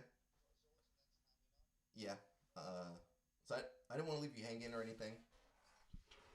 Yeah. I'm not gonna leave you stranded or anything or do something without talking to you. Everything else? No, it's fine. You go. Yeah, man. I'm actually about to go home next week, so I don't know. Yeah. My 2 months up, 2 or 3 months.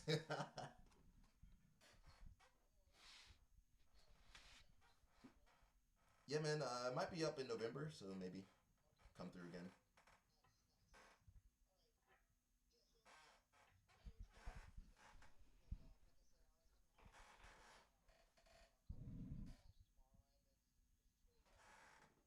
Mm-hmm.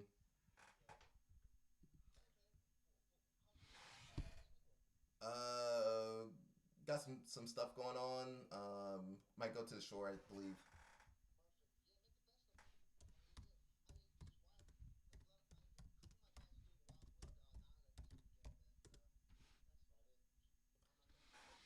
Where is that? Wildwood. Okay, I think we might have one person.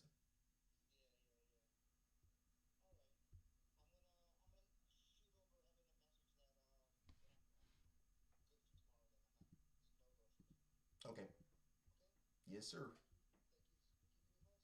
No, thank you, man. Bye bye.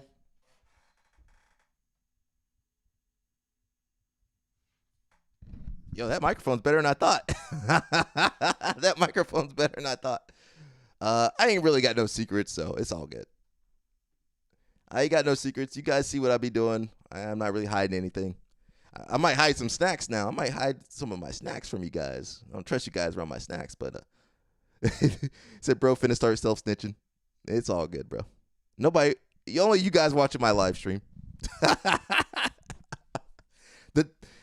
I'm an hour and 32 minutes in. Maybe somebody might pick it up. I'm still a small streamer. 3 hours in. All right. Jason says, this is so unprofessional. Taking a call during your show. That's it. Moneyberg was right. He was right about me. All you poor people, I'm teaming with Moneyberg. Yep. I mean, actually, if I had to pick between Mo and Moneyberg, I'll go with Mo. You can go to Moneyberg. He gonna have you on that T-shirt, that rash guard in the basement. Nah, I gotta say no to Moneyberg. He gonna have you eating protein pancakes and waffles down there. I'm good. You gotta say no to Moneyberg. Yeah, you gotta say no to Moneyberg. So we got Jiu-Jitsu Con coming through. I am in Masters too. I have not competed at Masters. I only competed in adult. You know, hey. But it's a good tournament. I do want to go out there. I have been to Vegas, but not for this tournament. So, Josiah says, nah, dog, I won't fight you. You kill me. Nah, bro, be good. I want ecological Gianni. Yeah, we got to bring Gianni back to the light side because he's over there in the dark side over there. We need to get Gianni back in the gi and back drilling. This ecological is not working, Gianni. Come on, man. It says only 18 days left to register. Don't miss your chance to compete at Jiu-Jitsu Con 2025, the biggest jiu-jitsu event of the year. They have Masters Worlds, they have Jiu-Jitsu Con gi, Jiu-Jitsu Con no gi, novice, kids gi, and kids no gi. And then they got all the free seminars, Jiu-Jitsu Con talks, book signings. Who's got books over there? Jiu-Jitsu people can't read. Special gis and clothing drops, all your favorite brands under one roof. It's all happening at the Las Vegas Convention Center, August 28th to the 30th. So it's going to be good, man. I want to go out there one day. If you're out there, just do everything and then do the ecological grippo. We want drilling grippo, not ecological grippo. We got to bring Gianni Grippo back over to the light side. AP's got a gi. We just looked at Shoyoro's new moon. Suki, moon, the Suki gi. Now, AP, they got a convergence gi. Ecological Gianni, he's getting those beatings. That's the issue. He's taking too many beatings with ecological. He need to go back to drilling grippo. So Shoyoro, AP's got a new gi, the convergence gi, the intersection of movement and mind. So they both be using all these big words to describe their gis. I say keep it simple, but whatever. This one, I don't know about this one. AP, where's Rich Homie Quan to defend this gi? Rich Homie Quan, he loves Shoyoro and AP. He says this gi design came from a trip I took with my family years back. What stuck with me was how tile work was used not just as decoration, but as a form of architecture. All these guys are from Guam. The colors, patterns, and how each design held its own meaning really left an impression, putting our spin on that felt like the perfect way to represent what convergence means to us through jiu-jitsu. I don't know, man. Can we zoom in? Ooh, there we go. Whee! How you guys feel about this? Nah, I gotta say no. Quan, where you at, Quan? Where's Quan at? I'm gonna take my head off of this one so you guys can see better. I don't know about this gi, man. You guys let me know how you feel about this gi. I don't know, man.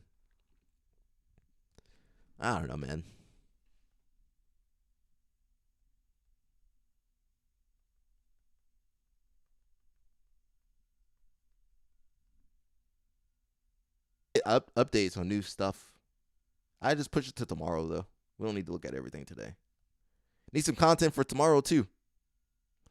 It says, I need to spank ecological Grippo. I'm saying ecological Grippo on drilling Grippo. So drilling Grippo can come back. Marcelo made Gianni into a killer. Kevon, why you mess up my alligator? Yeah, Kevon messed him up. He says that gi looks kind of sad. People still gonna buy it. I mean, I'm not gonna buy that, but you guys buy it.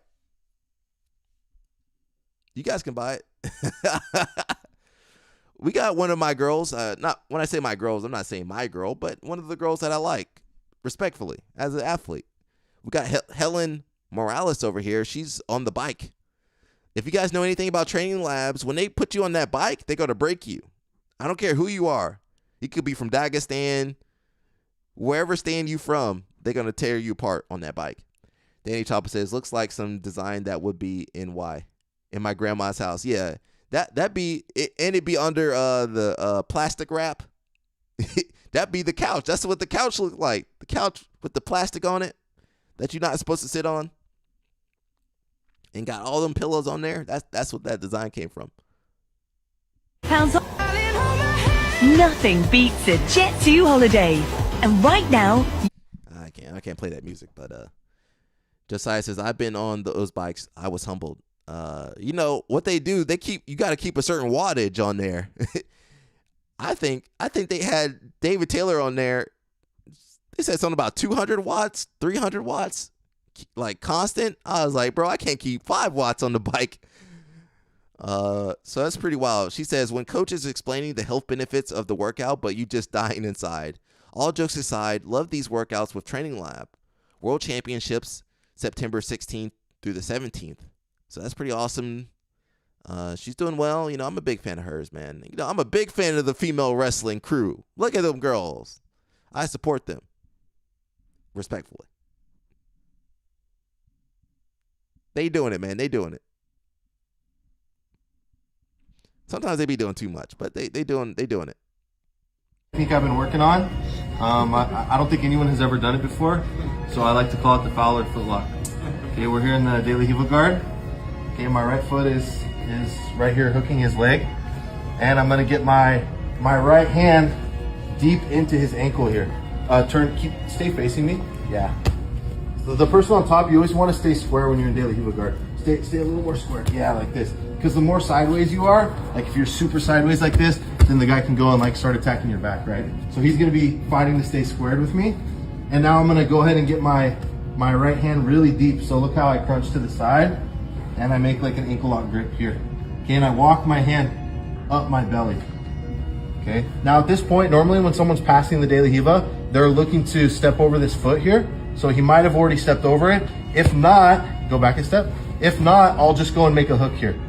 Okay, and then now I'm gonna put my hips up and I'm gonna put pressure on his knee and I'm gonna knock him over. Like this. Yeah, and then now I can crunch in and I can finish. Yeah. So that's the newest foot lock that I invented called the Fowler foot lock. I like all the details except one detail. Where's my face at? I like all the details except for one detail. You know, when we do the Cloud Terror lock, I like to pull that daily hiva out. No diddy. You know, put the foot on the floor, but you know, it's a great move. Does anybody remember when Fowler beat Craig Jones? Remember that match? Let's look for that if it's online somewhere. You know we gotta watch some jiu-jitsu on this channel, man. We too much drama over here. YouTube, where you at, YouTube?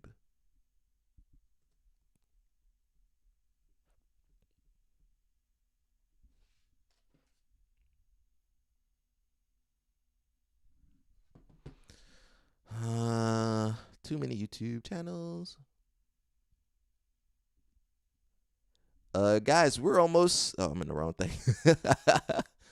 Guys, we're almost to 1,000 followers, subscribers on YouTube. So we almost got some monetization on this baby. We got a little bit, but we got no monetization on views. We just got membership and stuff like that. But we about to get some monetization on here, man. That's pretty good. It only took. I think I've been streaming since February. I don't know how long I've been streaming. I don't remember, honestly. We about to get some monetization in a little bit, man. I mean, I got monetization on my main channel. Of course, I got it on my main channel. I got some. Of course, I make a little bit of money on my main channel, but we're gonna get some monetization on this little channel over here. I think this channel has the potential to grow. You know, it's something I enjoy doing. It's you know, content for days, for years on this channel. It's easy to do. I can do it. And, you know, it is a grind. You know, you got to put some hours. You know, some of them streamers on Twitch, they be doing like 16 hours. Maybe one day I'll get to that point, but we'll see. Now I'm aiming for 3 hours, build myself up very slowly, maybe 4 hours in the future. And it's just cool. It's cool to hang out with you guys. I've been talk some crap a little bit, do some research. I hope it grows, but I'm also enjoying it, so I'm okay. I like the process, the slow growth. Mason Fowler. I can watch some matches, hang out. Hopefully it's not on. We don't get demonetized or whatever. They fought at ADCC? No, this is the match I want to see.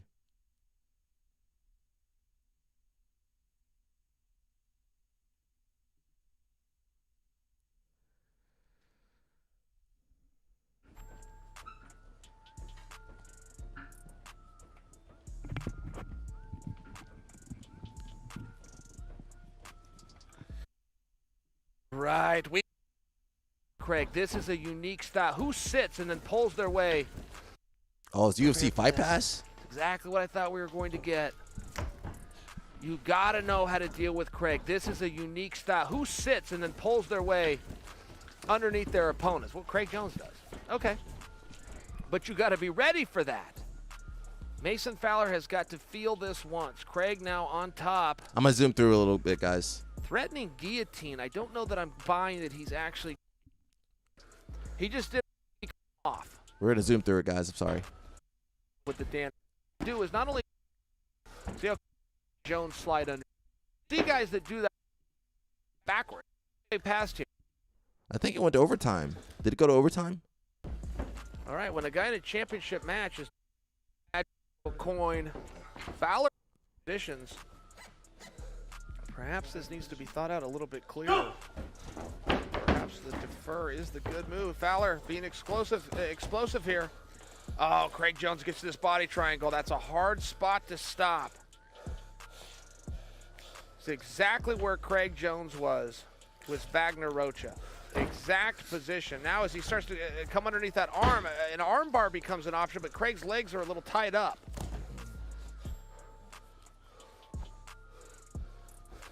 Notice the foot position by Craig Jones. Notice how one foot is on the mat. When it's on the mat, there's no ability to come underneath it. Plus, that means that it is fully committed. It is fully engaged in the bend of his opposite. Craig just looked. Got the submission game, but you also have the control game. Submission trumps control, but control is your next best. Fowler doing a great job of protecting, of getting free. Fowler's close. He's got both shoulders down. The rest. A minute 28 Here you go, guys. Of control. Hopefully we don't get knocked off this Now, YouTube. if Mason were to tap Craig Jones here, we will be done. Craig will be defeated, and we will have our first ever champion. So just watch, guys. I think it's here. Craig, having racked up so much time in writing, is going to have to give a real good emphasis to the escape. Now notice Fowler, not only does he have a body triangle, he's bringing his left leg to the bend of Craig's right knee. Oh, what's happening? I thought Craig was... Wait a second, he didn't verbally tap? Referee, no. Wait a second. That was... he didn't verbally tap Craig. I think Craig tapped out there. We will be done. Every match, every tournament, that's a tap. Champion. Craig, having racked up so much time in writing, is going to have to give a real good emphasis to the escape. Now notice Fowler, not only does he have a body triangle, he's bringing his left leg to the bend of Craig's right knee. Oh, what's happening? I thought Craig was... All right, some talk to the referee. Nope, nothing to see here. Fowler coming underneath Craig's arm. Craig was doing that to Fowler as well. It's a great position for like a swinging arm bar, like a Brett Primus swinging arm bar. But when your legs are committed to the body triangle, you don't have anything to use for that bar. This is a straight face, Craig. Wait a second. Wait a second. A tap was called. I believe Craig. Okay, we are done. Yeah, that is a verbal tap. That is a verbal tap. Listen, I train under IBJJF. Well, I don't compete under them. I compete at their events. You say any sound coming from you, that's a tap. You gotta be quiet, bro. We be like Japanese people over there. We don't say nothing. Unless you're Brazilian, you can say something to the ref. But if you're not Brazilian, you shut your mouth up. That is a verbal tap. Yeah. Don't say no. If you're in a submission and you make any sound, that's a verbal tap in jiu-jitsu. Jason Whitfield says these MMA commentators have to go. A 50-year-old purple belt could do a better job. They know the names of basic positions, but that's about it. That's what you get with UFC BJJ, because they didn't think to put some real jiu-jitsu people or people with jiu-jitsu knowledge on their commentary staff. They had that girl's cute, respectfully. That girl is cute. The blonde girl, I think she was blonde. The UFC girl. She didn't know what was going on. But otherwise, they have guys like Gilbert Burns, Damian Maia, Ryan Hall, Fabricio Werdum, Robert Drysdale, Hodger Gracie. I mean, anybody. Throw a rock, you can find somebody that knows some jiu-jitsu, but the UFC BJJ is not very sincere. Mikey Musumeci's not sincere. UFC BJJ is not sincere. Dana White's not sincere. Heck no, he ain't sincere. So, I mean, why you think UFC BJJ gonna do well? They're gonna grow the sport. I mean, they don't even market it.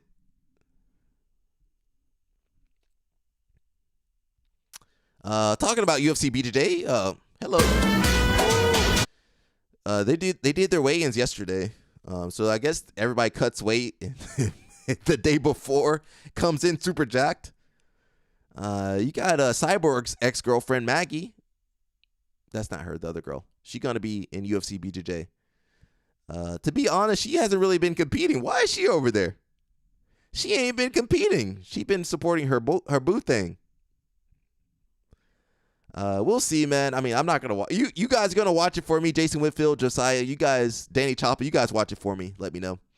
William Tackett and Kyle Chambers face off again 6 years later on the main card of UFC BJJ 2 in Las Vegas. See, I could have done that. I mean, I'll never work for UFC, but I could have easily have been promoting the show, talking to the fighters. It ain't rocket science, bro. Jiu-jitsu science. Chambers, 184.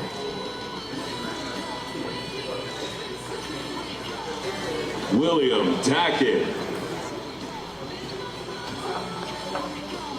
184. This might be a good match. We'll see. Is that Canuto's wife? She's fighting too. I know it's my debut in the UFC BJJ, but I've been a part of the Fight Pass Invitational. This will be my 6th match under the UFC banner. So, I'm excited to be here. I'm excited to be representing women's jiu-jitsu here. Bro, she looks completely different without makeup. I'm going to zoom in, guys. I'm sorry. Not to make fun of someone's looks, but she looks completely different with that makeup on. I'm zooming in, guys. Don't call me a misogynist. Hopefully not. Can I zoom in? How do I zoom in? I'm going to zoom in a little bit. Whee! Ah! The highest. God dang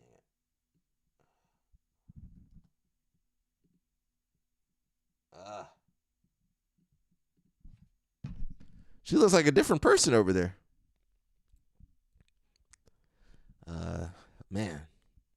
Thank you, Josiah. Watch it for me, bro. Do it for Alec, man. Do it for me, Ben Askren. Do it for Ollie too. Ollie would love to watch these matches, man. Can I reset this, dude? Man. I can't reset my capture. Window capture. Display capture. There we go. I zoomed in too much. I done zoomed in too much. There we go. Move it back. Yeah. I don't know, man. We got Jalen Financier. Apparently, he fought Everton. When did they fight? It says Everton Texera. I believe he won Nogi Worlds. Get over it. Last year. It says they will have a thrilling rematch. I didn't know they fought. And Financier, 132.5. And Everton Teixeira, 135. That is your bantamweight matchup. Financier versus Teixeira.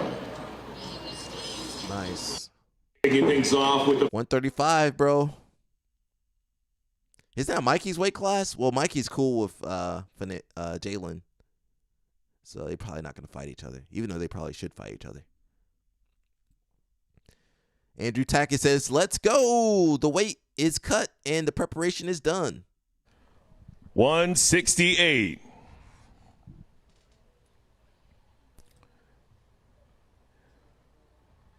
There you go, ladies and gentlemen, the main event for the UFC BJJ Welterweight Championship of the World. Renato Canuto versus Andrew Tackett.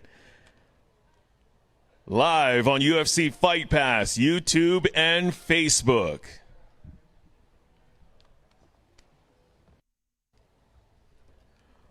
$168.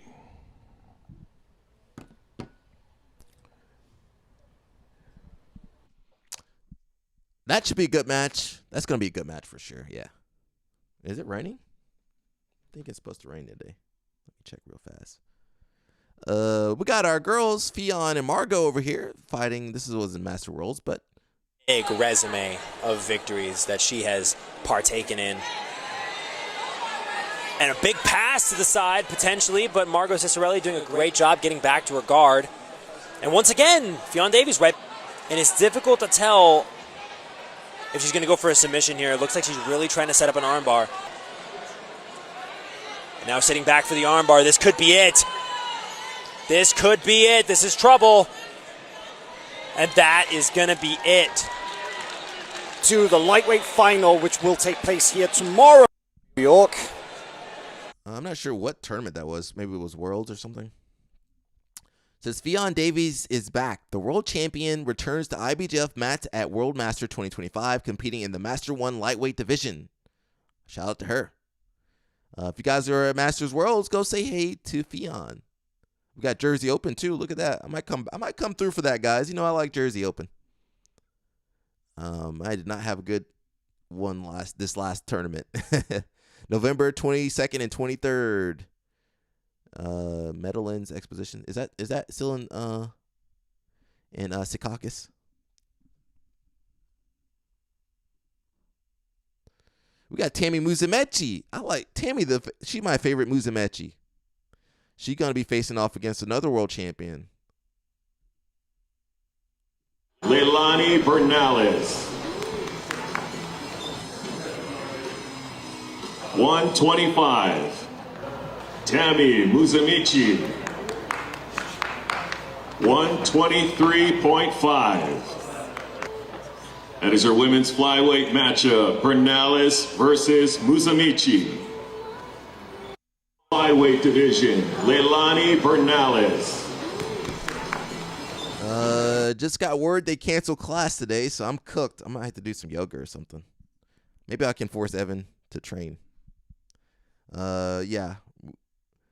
Where I am in Jersey, it just floods, bro. So whenever it rains, like it rained for like 2 hours a couple weeks ago, and it started flooding everywhere. Like everybody's house was flooding. So I think they canceled class today. So might just live stream a lot longer. Shoot, we gonna stay on, bro. We're gonna stay on a little bit longer today. We already at 2 hours.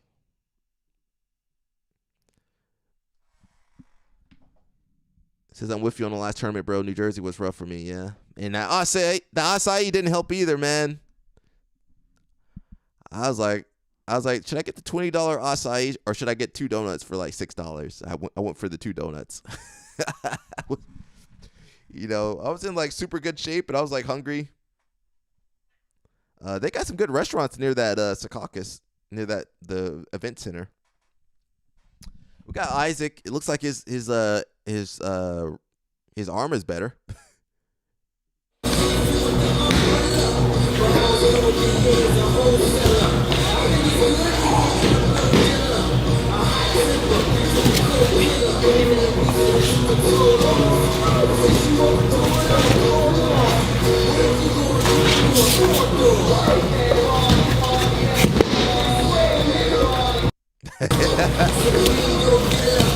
Isaac over there rolling into people. So that's his new school, Varsity Jiu-Jitsu, I believe.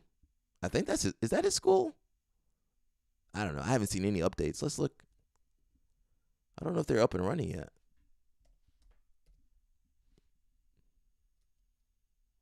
Shoot, my internet's slow. Yeah, Jersey Open. Are you doing New York Open, bro? I think it's this weekend though.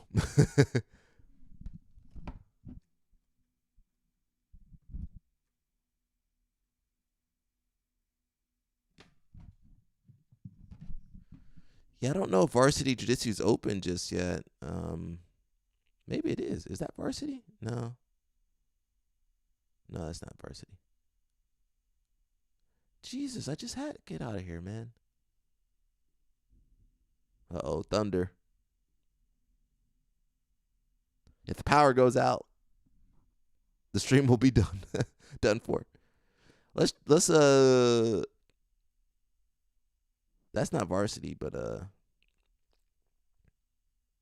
they already got their program's up and running. Look at that. Monthly 150, bro. If you're in LA, bro, go to Varsity Jiu-Jitsu. That's unlimited jiu-jitsu right there. They got a good schedule too. Monday, Tuesday, Wednesday, Thursday, Friday. Let's see. They ain't got that much no-gi though. They only got one no-gi class. They got one no-gi class. Isaac, you need to do more no-gi, Isaac. You can't. Isaac, you got one no-gi class. Come on, bro. You got to add a little bit more no-gi, man. You need a little bit more no-gi, bro. That's why. It says can't do New York, doing the open weight one this week. That's true. I still want to do more IBJFs. You got Boston coming through. There might be something else too.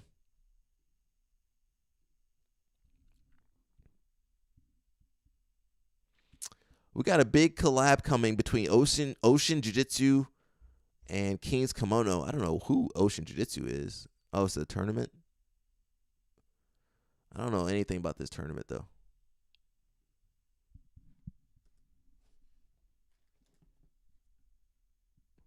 Oh, yeah. Well, you make money. I guess the tournament you're doing, you can make money for. Ocean Jiu-Jitsu. I don't know anything about this.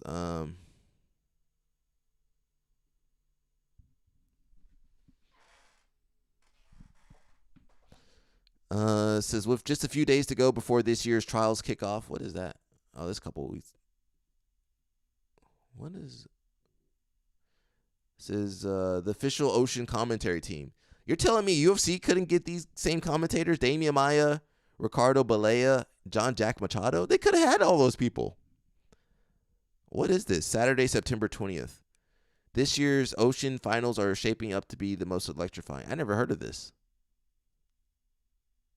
Okay, well, cool.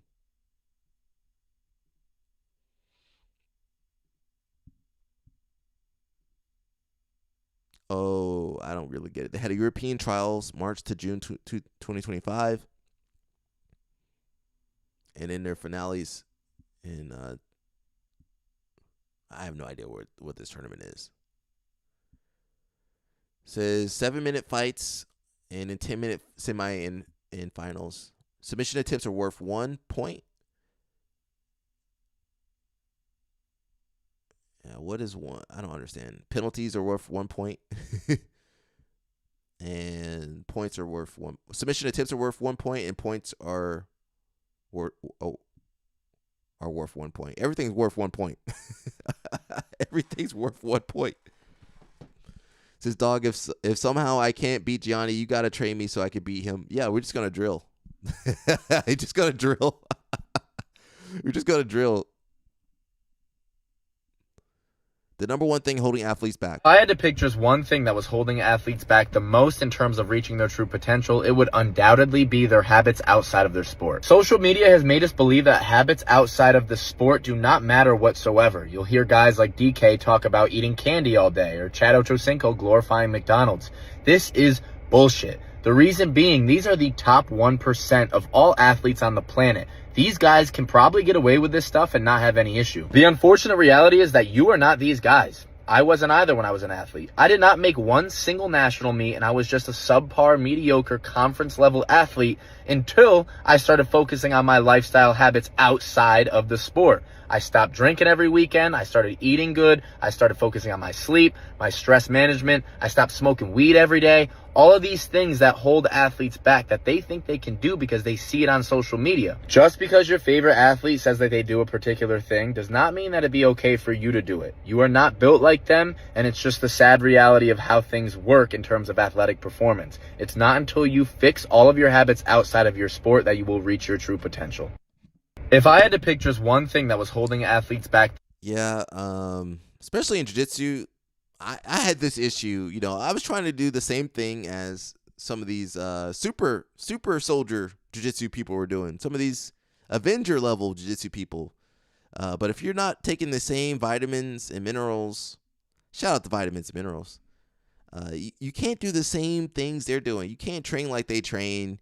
You can't work out like they work out. You can't eat like they eat. Everything's be super turned on.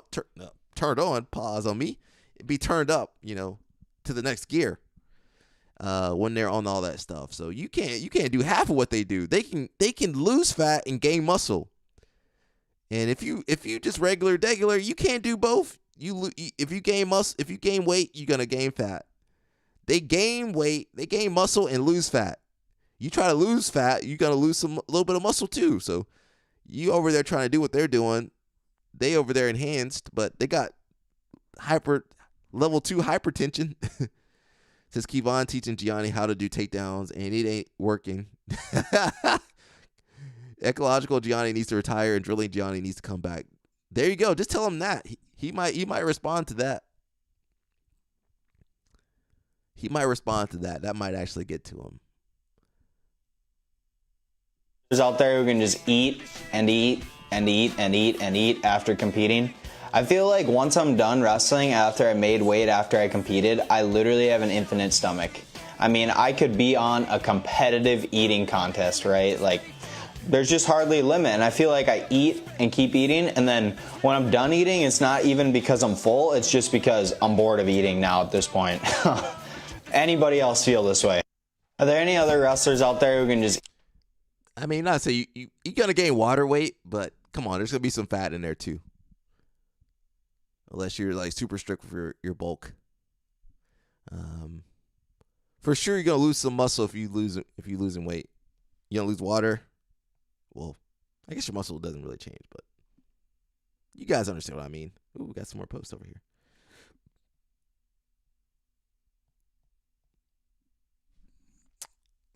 It says, when two white belts getting ready to flow roll. Yep, this is what it'd be like. Who was that?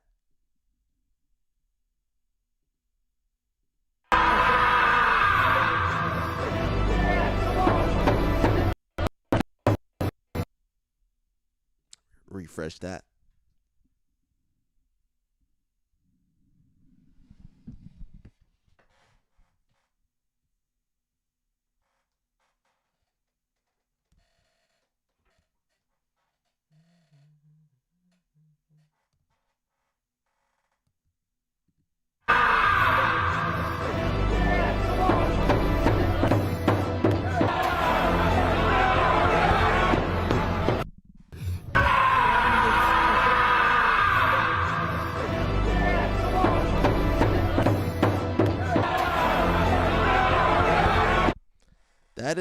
That's exactly what the white belts look like. That's the white belt they want you to roll with. The new white belt, they're like, hey, you want to roll with this dude? Nah, I'm good, bro. I am good.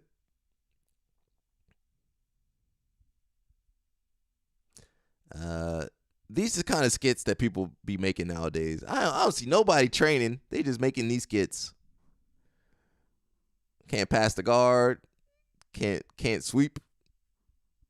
They just make skits all day.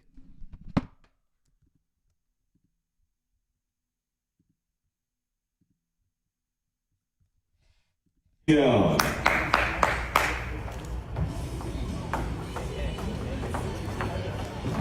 $156.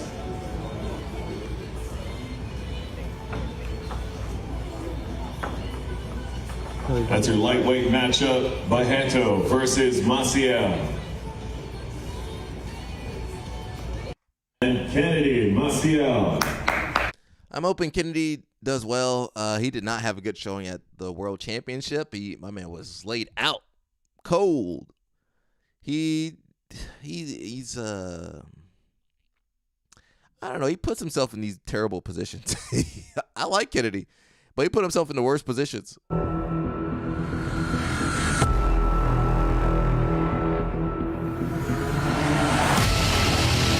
I'm not going to play that music. Jalen says 135 for your boy today. No weight cut for me this time. So feeling strong, hydrated, and ready to go. So that's wild. He can make 135, no weight cut, just, waking up.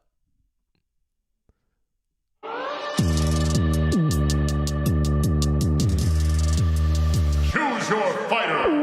Gio Freakazoid Martinez.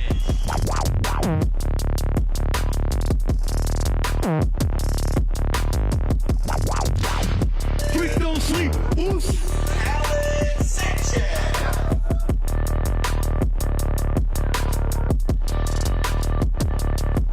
Alan Sanchez. He's going to be a problem for all the guys at the top.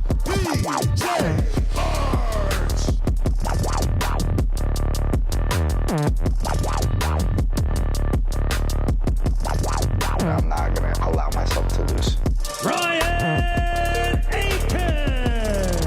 Ryan Aiken is one of the most underestimated grapplers in jiu-jitsu. I think he's amazing. Kyle Bain.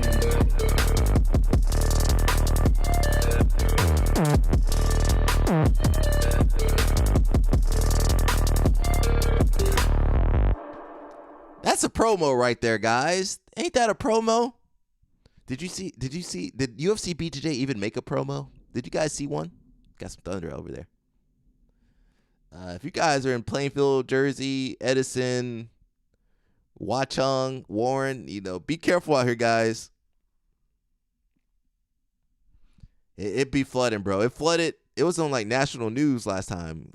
Cars were flooded. Some people died actually too. They got washed away. So be careful if you're in my part of the country. It's serious over here. But that was a real promo. Nobody's putting that effort. That's all I'm saying. That's what I mean by effort. Nobody's putting that effort into their organization. They're Who's Number One. They're UFC BJJ. They're BJJ Stars. They don't do nothing, bro. They can't They can't spend 5 seconds looking for some clips to put together to some music. So that's where we are. These organizations ain't putting no effort. Craig Jones, I mean, he's got a team behind him, but he's kind of a one dude, and he does better than everybody. And he's giving away more money. Not only is he better at marketing, but he's giving away more money. How much you getting from Who's Number One? I don't know. How much you getting from ADCC? $10,000 if you win. How much you getting from UFC BJJ? We don't know. They can't talk about their contracts. CJI, the only event telling you how much they're gonna get. Well, Zapatero, they told you how much they were giving away too. But CJI tells you everything. Craig Jones tells you everything. I wish Craig Jones wouldn't tell us everything. If I get it, I want it to go viral. And it was this move where he knew, obviously, Kit was going to do like a Sao Paulo pass from the close guard here. And he had this move where he would like wrap around his head. I think he locks his hands and then he puts the thumb across and does this like weird. It's almost like not a no-gi baseball bat choke. But it's like in the same ballpark, but mixed with like kind of like a Vader choke. We're breaking down Wagner's technique for him. He goes into close guard and he starts getting head control. But then he turns his hips to Sao Paulo pass. And when he goes here, he like traps him and he loops the thumb under like this. And then like you keep trying to pass. Is that actually tight? That was tight. Nice, dude. This might be the new move. Backstage, he pulled me over and he's like, hey, film this because if I get it, I want it. Of course, Wagner got some dirty technique, his finger in your throat. You guys know Wagner, the one that created the muffler choke, or popularized it at least. Why isn't he at CJI? Oh, I want to see the Hansen match. Maybe we can see that.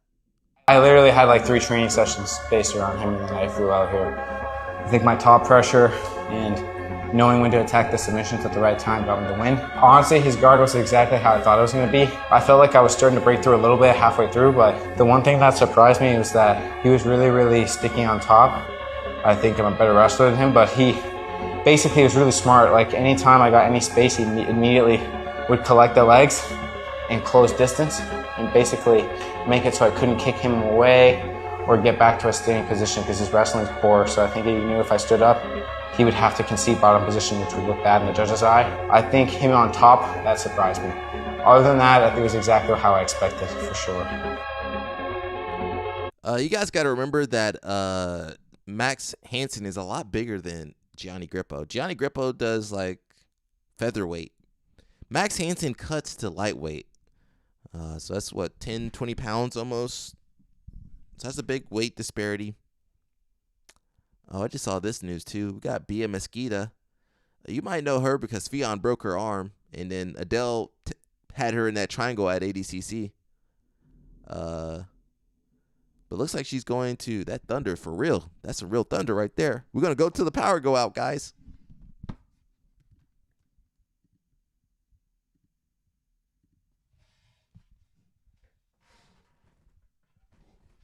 I gotta make sure I charge my phone in case that power. I don't think the power goes out, but in case it does.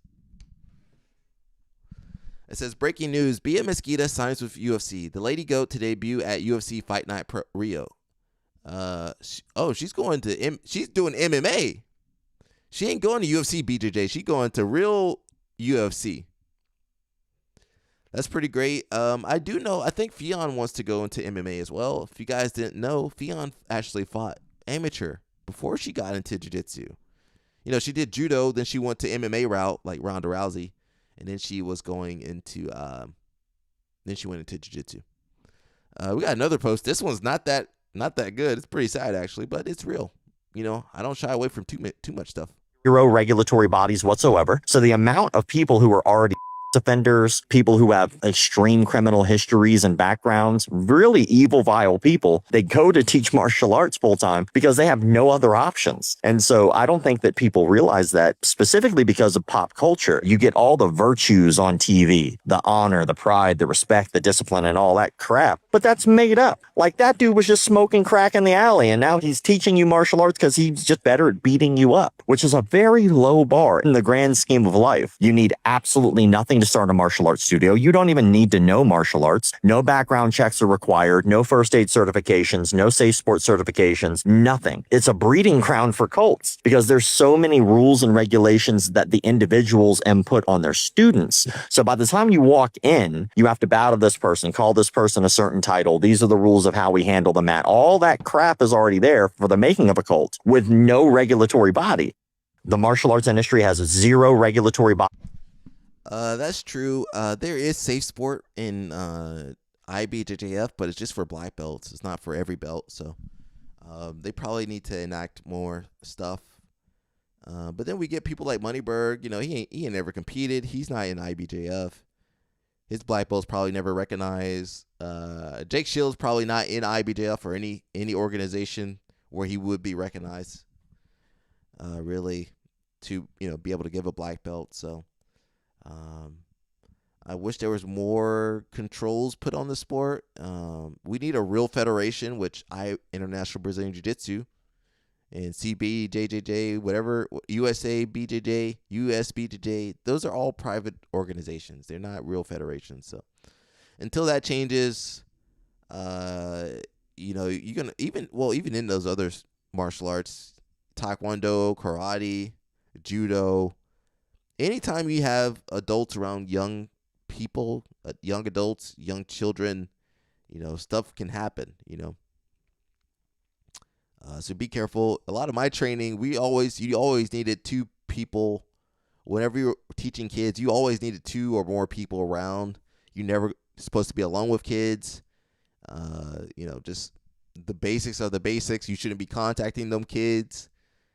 No private messaging, nothing. You need to make sure the parents know what's going on. And, there needs to be a system in place. We got a lot of creeps in this sport. You got J-Rod gooning in the background over there. Not in my house, but at the gym. That's not a safe. That's not a safe environment for the youth, for the ladies, for any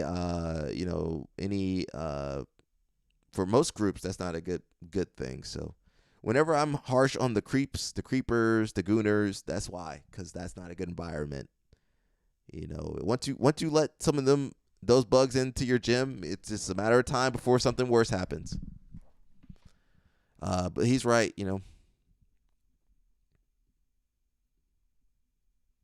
I mean, if you look up martial arts instructor abuse, you're gonna find a lot of stuff. Talking about abuse, we got what's homeboys Rod Tang with his wife. They recently had a kid. Congratulations to them. But I didn't know that Rod Tang's girlfriend, his wife, actually, she could throw them hands and those legs.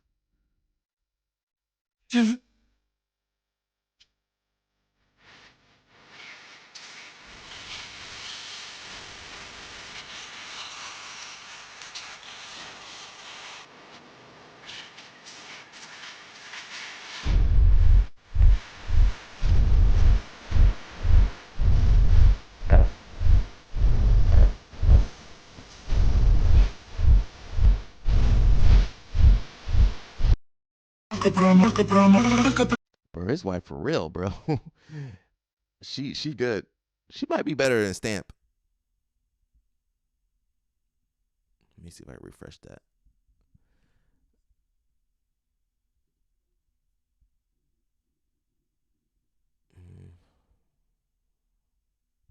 That translation didn't help. Danny Choppa says, I definitely keep an eye out. A lot of cool people, but also a lot of people who are low-key creeps. Honestly, sometimes I get a bit creeped out when some of the adults message me. Yeah, we got a lot of creeps in jiu-jitsu and, especially MMA community and no-gi community can get pretty bad. So no wonder a lot of girls are afraid to start training. They got creeps. Day one, they got to deal with creeps. Offering them private lessons and all this other stuff. And I don't know, man. USC, University of Southern California, Brazilian Jiu-Jitsu. So a lot of these schools are adding Brazilian Jiu-Jitsu programs. Seems like more and more programs. Alabama, I believe Georgia's got a couple. Pretty awesome to see. The sport is growing. I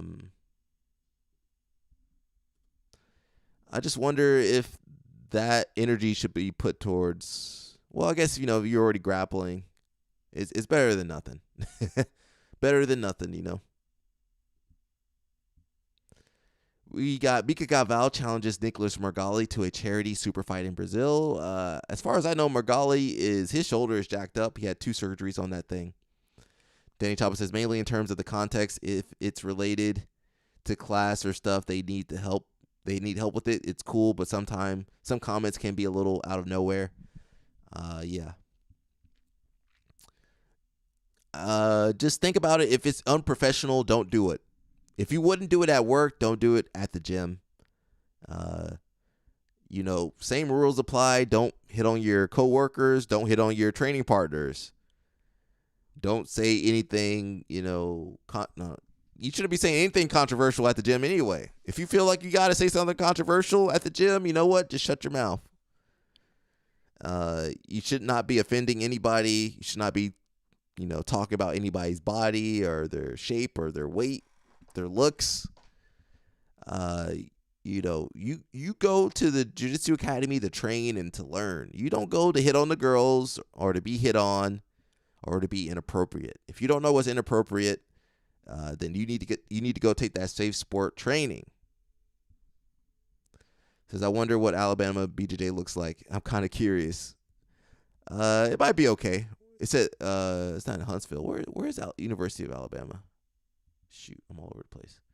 It might be okay, bro. Alabama, I give Alabama a hard time because I'm from Georgia, but it's okay. Certain parts of Alabama is okay. I like Huntsville. Shout out to my boy Austin in Huntsville. Mika Galvão has publicly challenged Nicolas Margali to a long-awaited super fight. Mika is so good he can't beat Margali. This time with a charitable twist. Here's what Galvão had to say in recent social media posts. Nothing personal, just business. If you don't fight for money, and neither do I. So let's give the public what they want to see. We want to see you versus Tynan, bro. Stop ditching Tynan. Go fight Tynan, Mika. And go fight Cade again. I don't care about you fighting Nicolas Margali. His shoulder's jacked up. That ain't nothing. Mika attacks that side. He likes to armbar that side. Woo! That thunder. I'm hoping it don't flood over here, guys. It'd be flooding. Nothing personal. Says, we do this fight in Brazil in a stadium with the split. What's the value of the fight? For I don't know what that means for. It says the invitation has been made. The matchup between Galvão and Margali is one fans have fantasized about for years. No, we want to see you versus Tynan. Danny Chapa says Bryce Mitchell send 2 to 3 years Arkansas and forget. Says both are among the sport's biggest stars, but with Galvão typically competing under 77 kg and Margali in heavyweight divisions, they've never crossed paths in competition. While weight might be a barrier for most, Galvão is pushing to make it happen anyway, and he's proposing they fight not for profit but to raise money for those in need. Plus, the tension between the two isn't new. Both men have traded jabs in interviews online, but nothing has come of it. Aren't they representing New Wave and Kingsway for CJI too? Aren't they going to be training together a little bit for the tournament? Margali, for his part, has previously shown little interest in facing Galvão, and right now the timing couldn't be worse. He's recovering from a serious shoulder injury that required multiple surgeries and has kept him sidelined since ADCC 2024.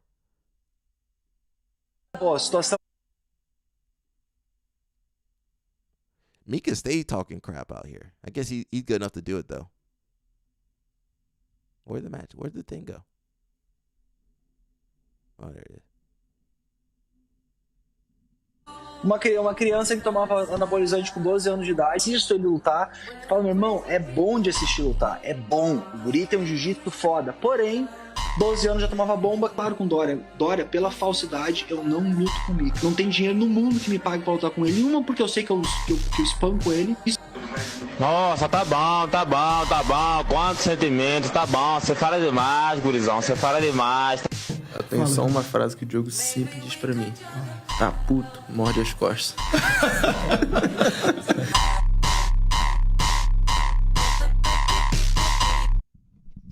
Yeah, Mika.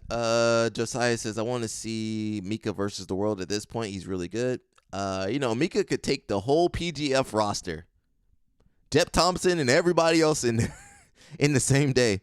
Mika versus Gianni. Who you got winning? For sure, Mika. Gianni's good though. He you guys know Mika popped on that USADA test a couple years ago. 2022.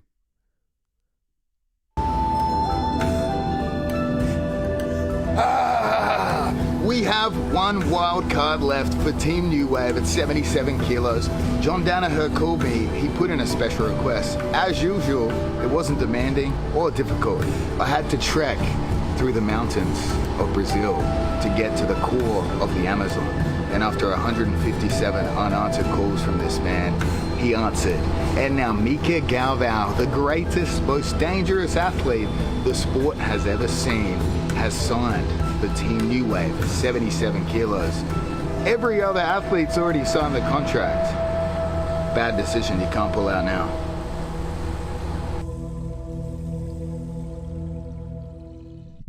I mean, who else is marketing like that? I don't see Daddy Dana. Dana White.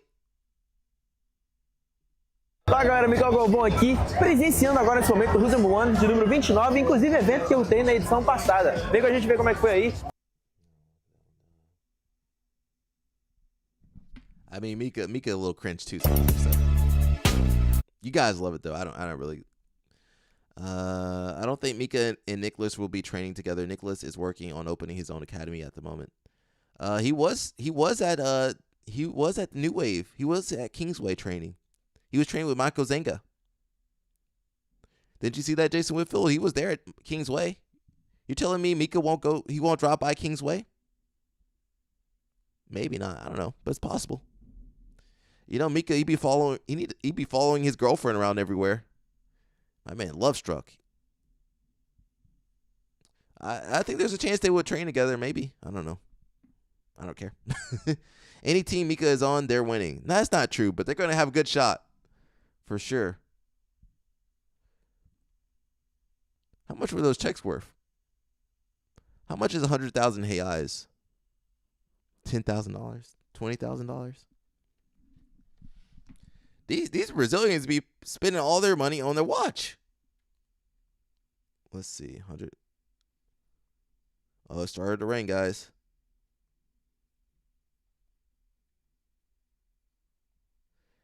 That's $18,000. Yeah, they be spending all their money on the watch.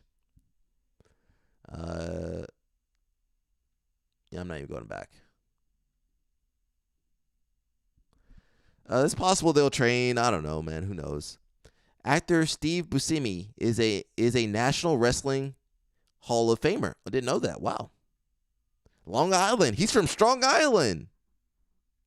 Strong Island, represent. That's where Tony's from. Cousin Tony's from Strong Island. Before he earned critical acclaim for his roles in Reservoir Dogs, Fargo, and Boardwalk Empire, Steve Buscemi was a varsity wrestler at Valley Stream Central High School in New York City, New York. And his time on the mat was more than a footnote. It was part of the foundation that helped shape his work ethic, discipline, and resilience. In 2015, Buscemi was awarded the Downstate New York chapter of the National Wrestling Hall of Fame as an outstanding American. The award recognizes individuals who participated in wrestling and later used the values learned in the sport to achieve excellence in other fields. During his high school years, Buscemi competed under the guidance of Coach Harold Earl, a Hall of Fame inductee who received the Lifetime Service to Wrestling Award in 1995. Earl led a strong wrestling program at Valley Stream Central, and Buscemi was a varsity starter on the notable competition team. The rigorous training and high standards helped instill the kind of discipline Buscemi would carry into every chapter of his career. As noted by the National Wrestling Hall of Fame, wrestling is proud of those. Danny Choppa says, in my opinion, Craig really about to have jiu-jitsu community in shambles when he takes that time off. Brother makes Marcus his ass off. That's true. We're going to be stuck with Mikey. We're going to be stuck with Mikey. We'll go to Mikey's Instagram and find some Mikey content, but we're going to be left with a big hole that no one can fill except for Craig Jones. He says, not y'all pocket watching. Yeah, we pocket watching, bro. Bro, the Brazilians be rocking $20,000 watches, Rolexes. Of course I'm looking at that. I'm over here struggle streaming. Of course I'm looking over there. See what they're doing. I probably put that into some investments myself, but what do I know? Says facts Danny Chapa. Says Buscemi so we're proud of those who have used the discipline of the sport to launch notable careers in other walks of life, such as science and technology, business and industry, government and the military, and the arts and humanities. Buscemi exemplifies that ideal. After graduating in 1975, some of our family wasn't around in 1975. I wasn't even a thought in 1975. I wasn't even a gleam in my dad's eye in 1975. He served for 4 years with the New York City Fire Department, Engine Company 55. Wow. Decades later, he quietly returned to Ground Zero in the aftermath of September 11th attacks to help his former colleagues during the recovery efforts. Wow. He was with the New York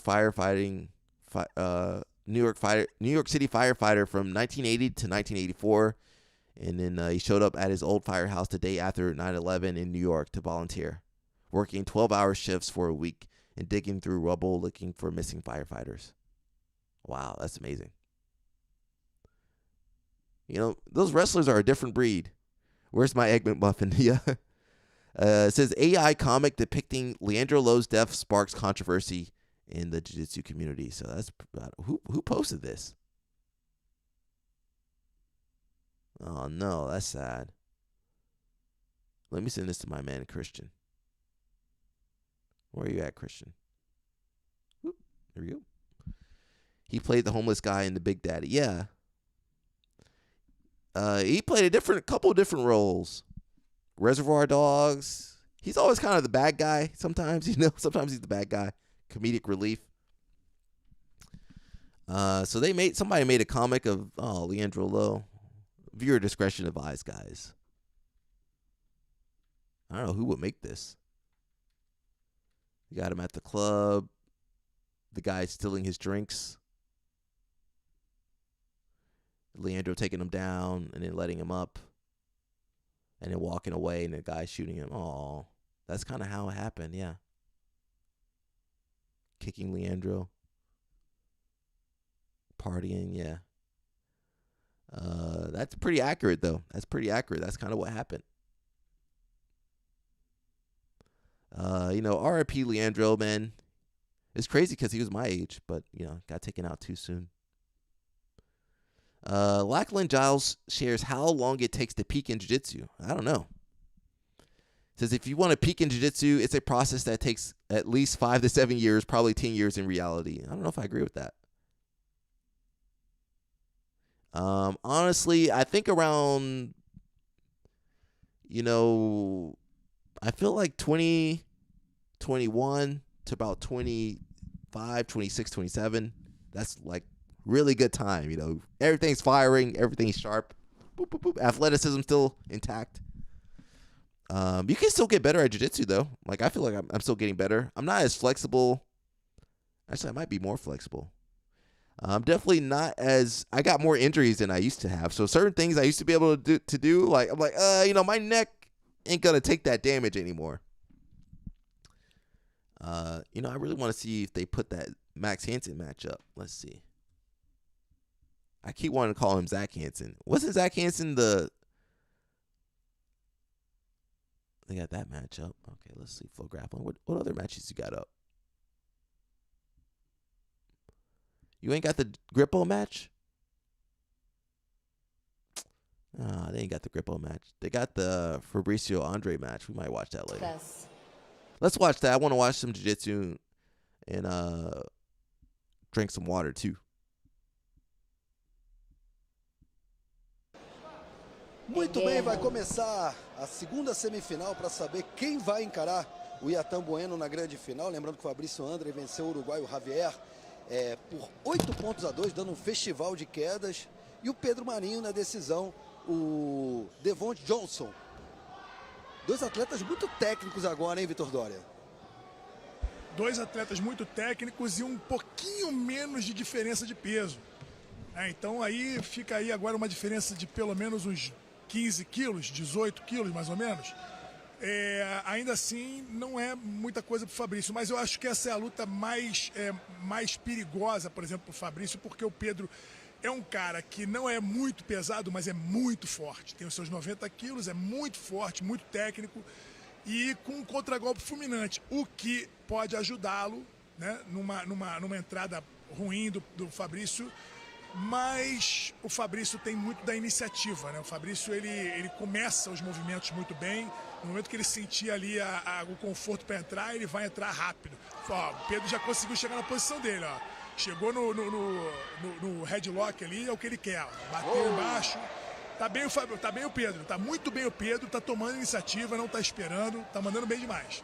O Vitor Dória foi sábio nas palavras, bebê, porque apesar de ter uma diferença de, entre aspas, apenas 15 quilos, mas se for comparar na primeira luta do Fabrício, eram mais de 30 quilos de diferença. Porém, concordo que o Pedro Marinho é um adversário mais complicado.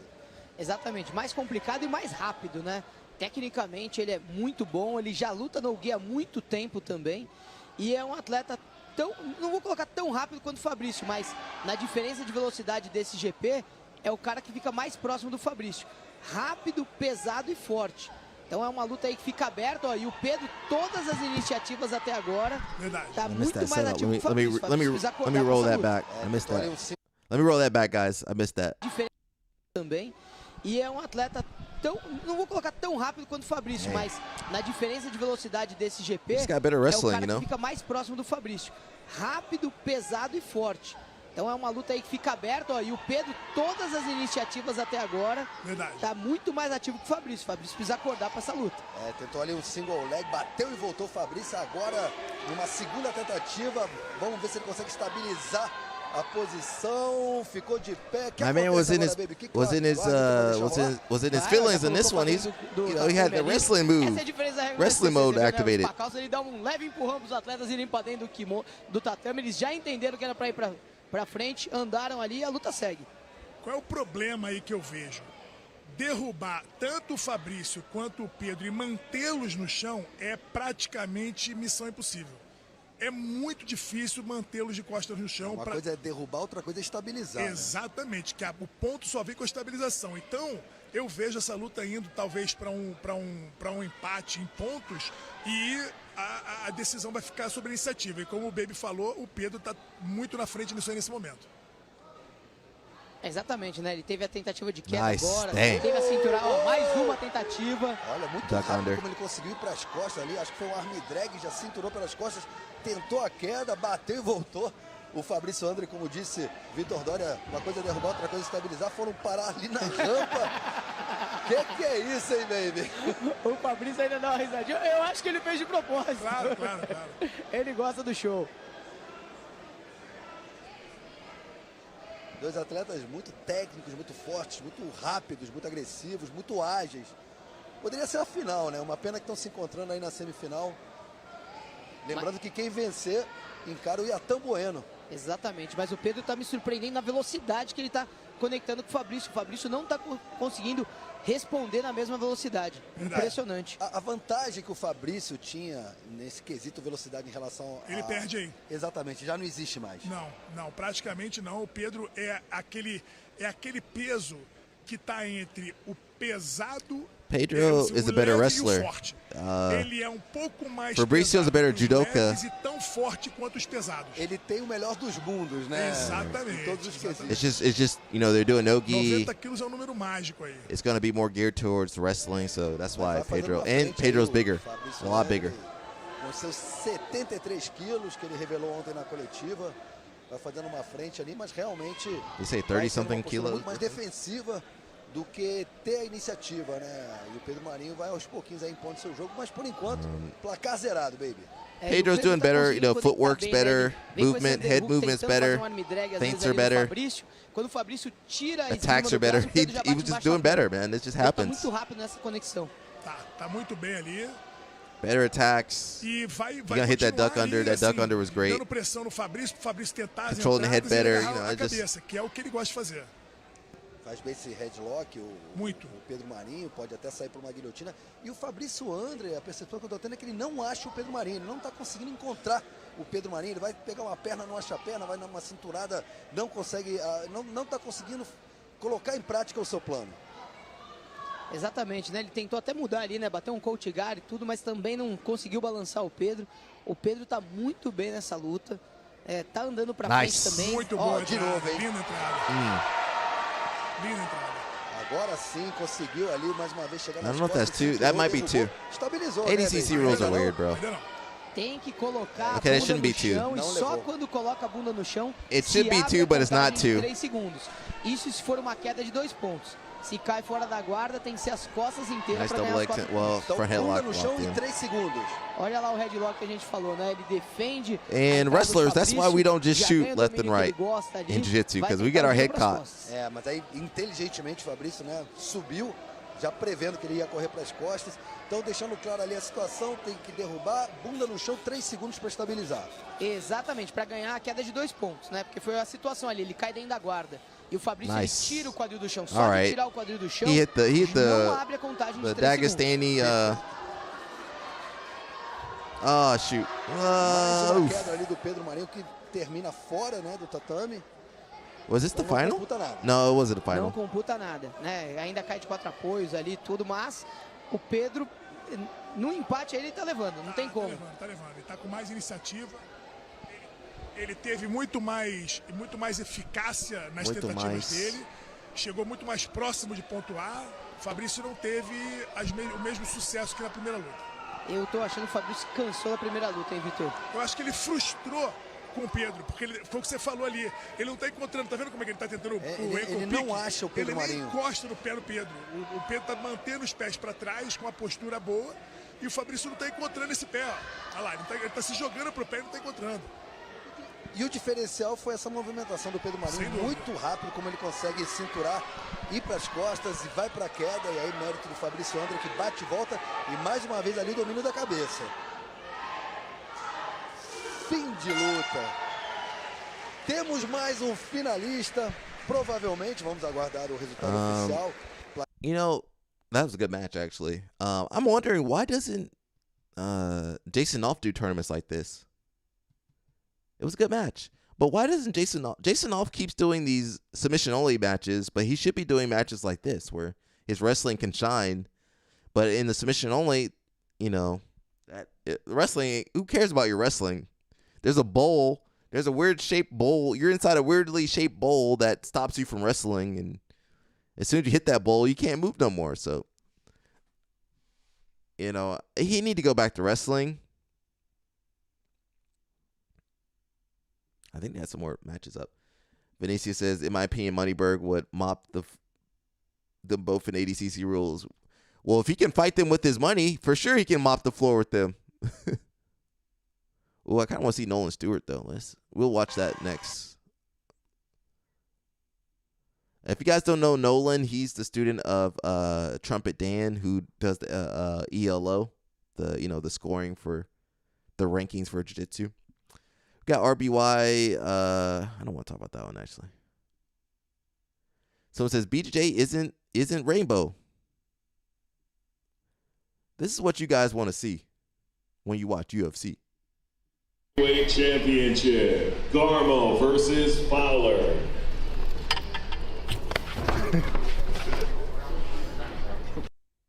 Let's watch that one more time. What the hell? Weight championship: Garmo versus Fowler.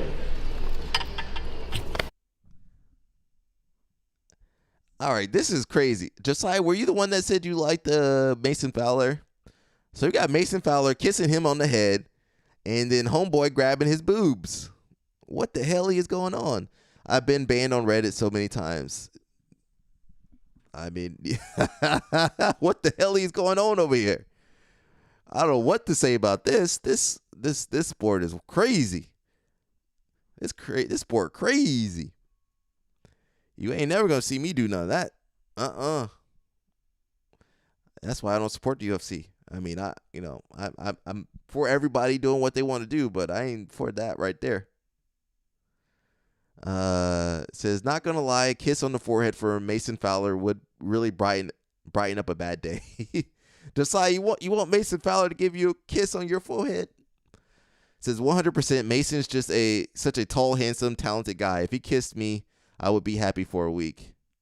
He wasn't even mad. He was smiling. This would be my problem.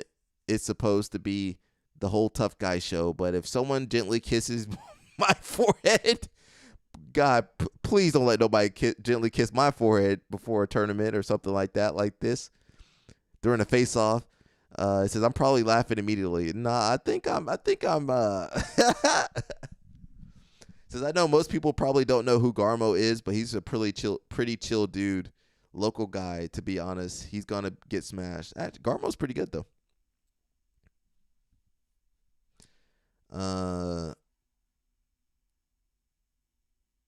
Says I'm not one to judge, and how each person chooses to live is up to them, but Mason is supposed to be a role model. Can you imagine how Kyotera must feel seeing him? Kyotera,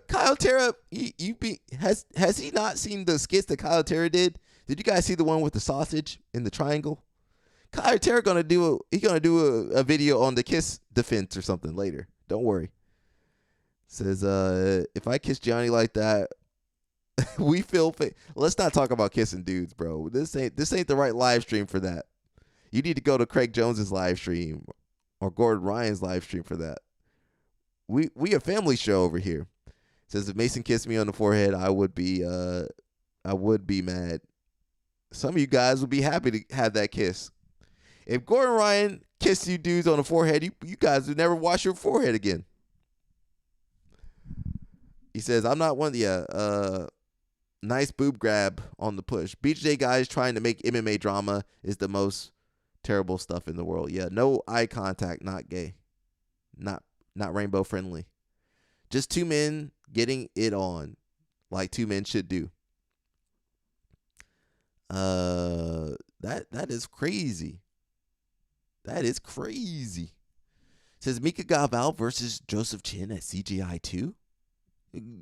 Mika Galval gonna beat everybody at CGI 2. Why? He gonna take Joseph Chin out too. I like Joseph Chin. I did a video on Joseph Chin, but I ain't really betting against Mika Galval unless there's a Rotullo in there. Says as much as I love Jay Chin, it's hard to bet against Mika. Says Chin gets dog walked by Mika. I'm getting it on record early. I agree, but with this format, I could see a lot of draws happening with two elite guys. I think Chin does just fine in this rule set. Mika needed a good 15 minutes to submit Kinta, and Chin is significantly better grappler. I mean, Mika tapped Roberto out in 3 minutes. Says who said I washed my forehead in the first place? Gordon Ryan will give you some staff. Says would be a sick match, but I'm hoping to see some wacky matchups like Mika versus Nicky Rod. Mika can tap out Nicky Rod too. That body lock passing don't really work on Mika. His feet be floating in the air. Don't even care who wins, but a Mika sub would be scenes. Mika Galval versus the whole world. Mika winning easily. Unless there's a Rotullo or Tynan in there. He beat Tynan too. That's the last time Tynan got beat, and you're like, dang, you definitely lost, bro. You know when someone loses and you can't even defend the loss? That's what happened with the Mika versus Tynan match. It says, would be a sick match, but I'm hoping to see some wacky we read that. Mika is a bad matchup for Chin. I think a super fight format would definitely benefit Joseph, as he likes to study and plan for opponents more than Mika. Well, you can't really plan. They're not going to let you plan for every match. Mika's the best of the best. That's true, but he's still human.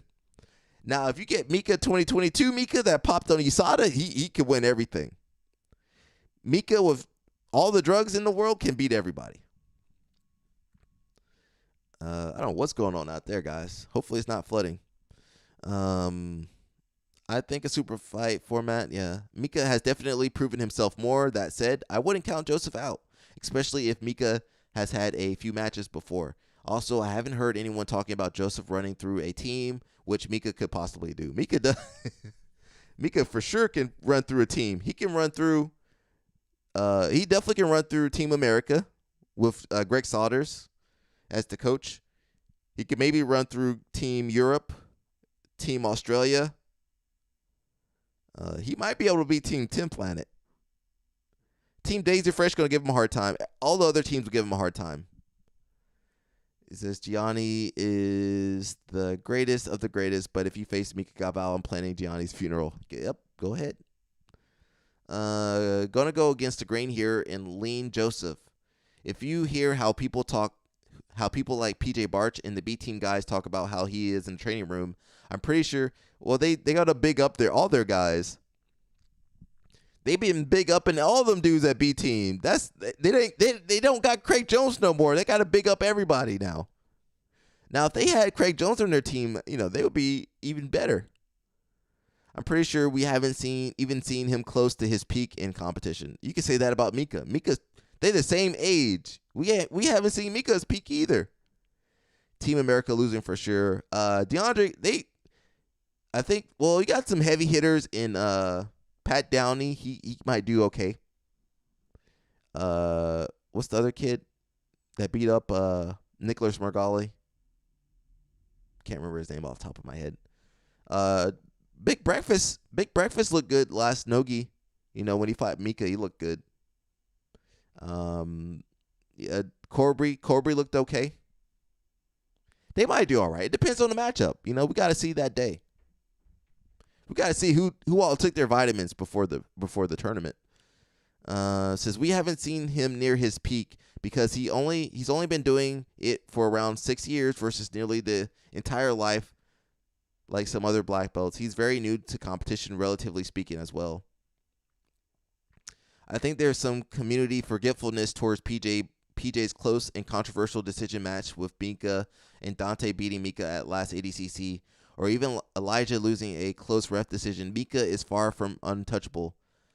Elijah didn't look good in that match versus Joseph. He looked good versus Mika and Tynan. Athletes, everybody's hit or miss depending on the day. The only person that was really consistent was Gordon. But look at Gordon. He paid a price for that consistency, right? Says, I still put him and Cade at the top, but the next tier down isn't too far away, which includes Chin. So if guys like PJ are talking up Chin, can be a better match than a lot of comments. Well, PJ never trained with, sometimes guys are better in training than they are at the tournament. So, PJ never trained with Mika as far as I know. So Mika might be even better in the gym. And it doesn't matter how good you are in the gym, right? It matters how good you are at the tournament that day. So you got to go Mika all the way. We haven't seen Joseph Chin's final form.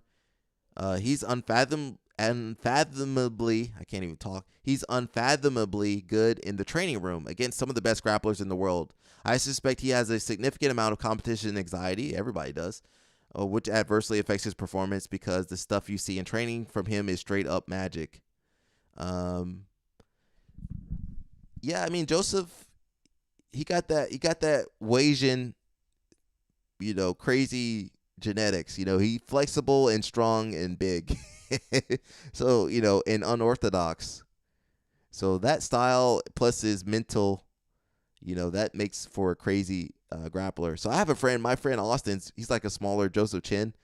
He's like so unorthodox and so flexible that certain things they do stuff that regular people can't do. And you can't do regular jiu-jitsu against a lot of these guys. They be so flexible, they get out of stuff. They put in pressure in ways you never thought possible. Josiah says, what team you think will win? I think New Wave is going to win. I think the team with all the ADCC champions is going to win. Thank God they don't got Margali and Gordon Ryan on that team. That would not be fair. Imagine you had Mika, Gordon, Margali, Bodoni. Who else they got over there? I don't know who else they got. That's all you need. That's all you need, really. The only guy I have ever seen run through an entire team in quintet format was when Uriah Faber hired him to represent Team Alpha Male. He destroyed them. So you got Gordon Ryan ran through the whole team, and also Craig Jones ran through all of 10 Planet at that quintet that one time. There's been some other dudes. I can't remember. Some other dudes have done that before too. Maybe Ryan Aiken. Somebody like Ryan Aiken or someone did something similar. It is raining, guys. I need to see if is it flooding. Uh-oh.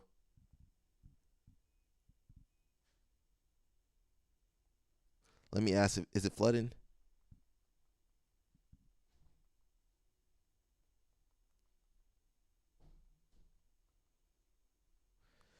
Well, we knew about flooding coming up today anyway.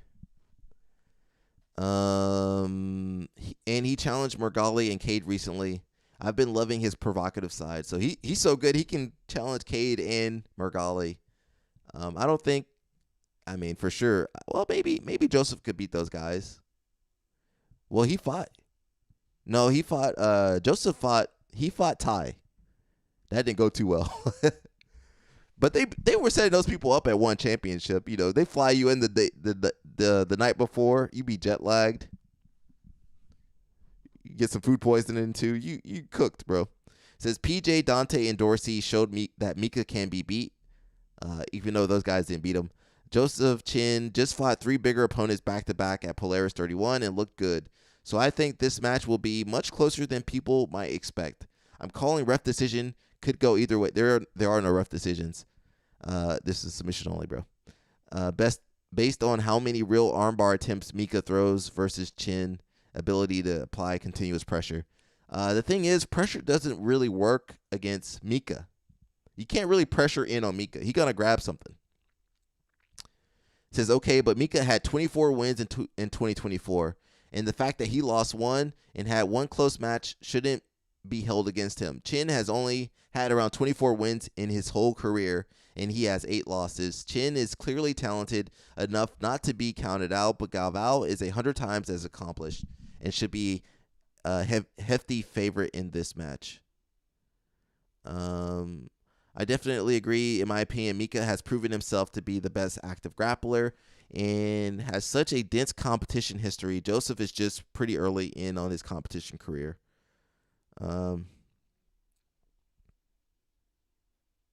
Who is that? Someone says he was training with one of the 2024 wrestling Olympic gold medalists from Japan in hand fighting recently.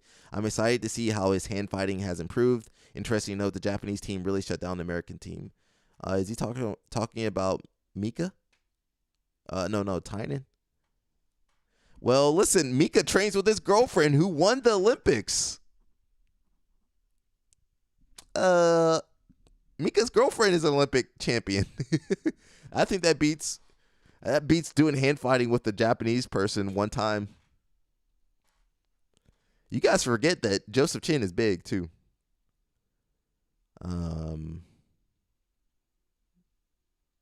We just got to see, man. That's the fun thing about it. Let's watch Nolan Stewart. If you guys don't know him, he made it. He's the only American that made it to the finals. Did any other Americans make it to the finals? Well, for the girls, I don't know if those Negro girls are Brazilian or American.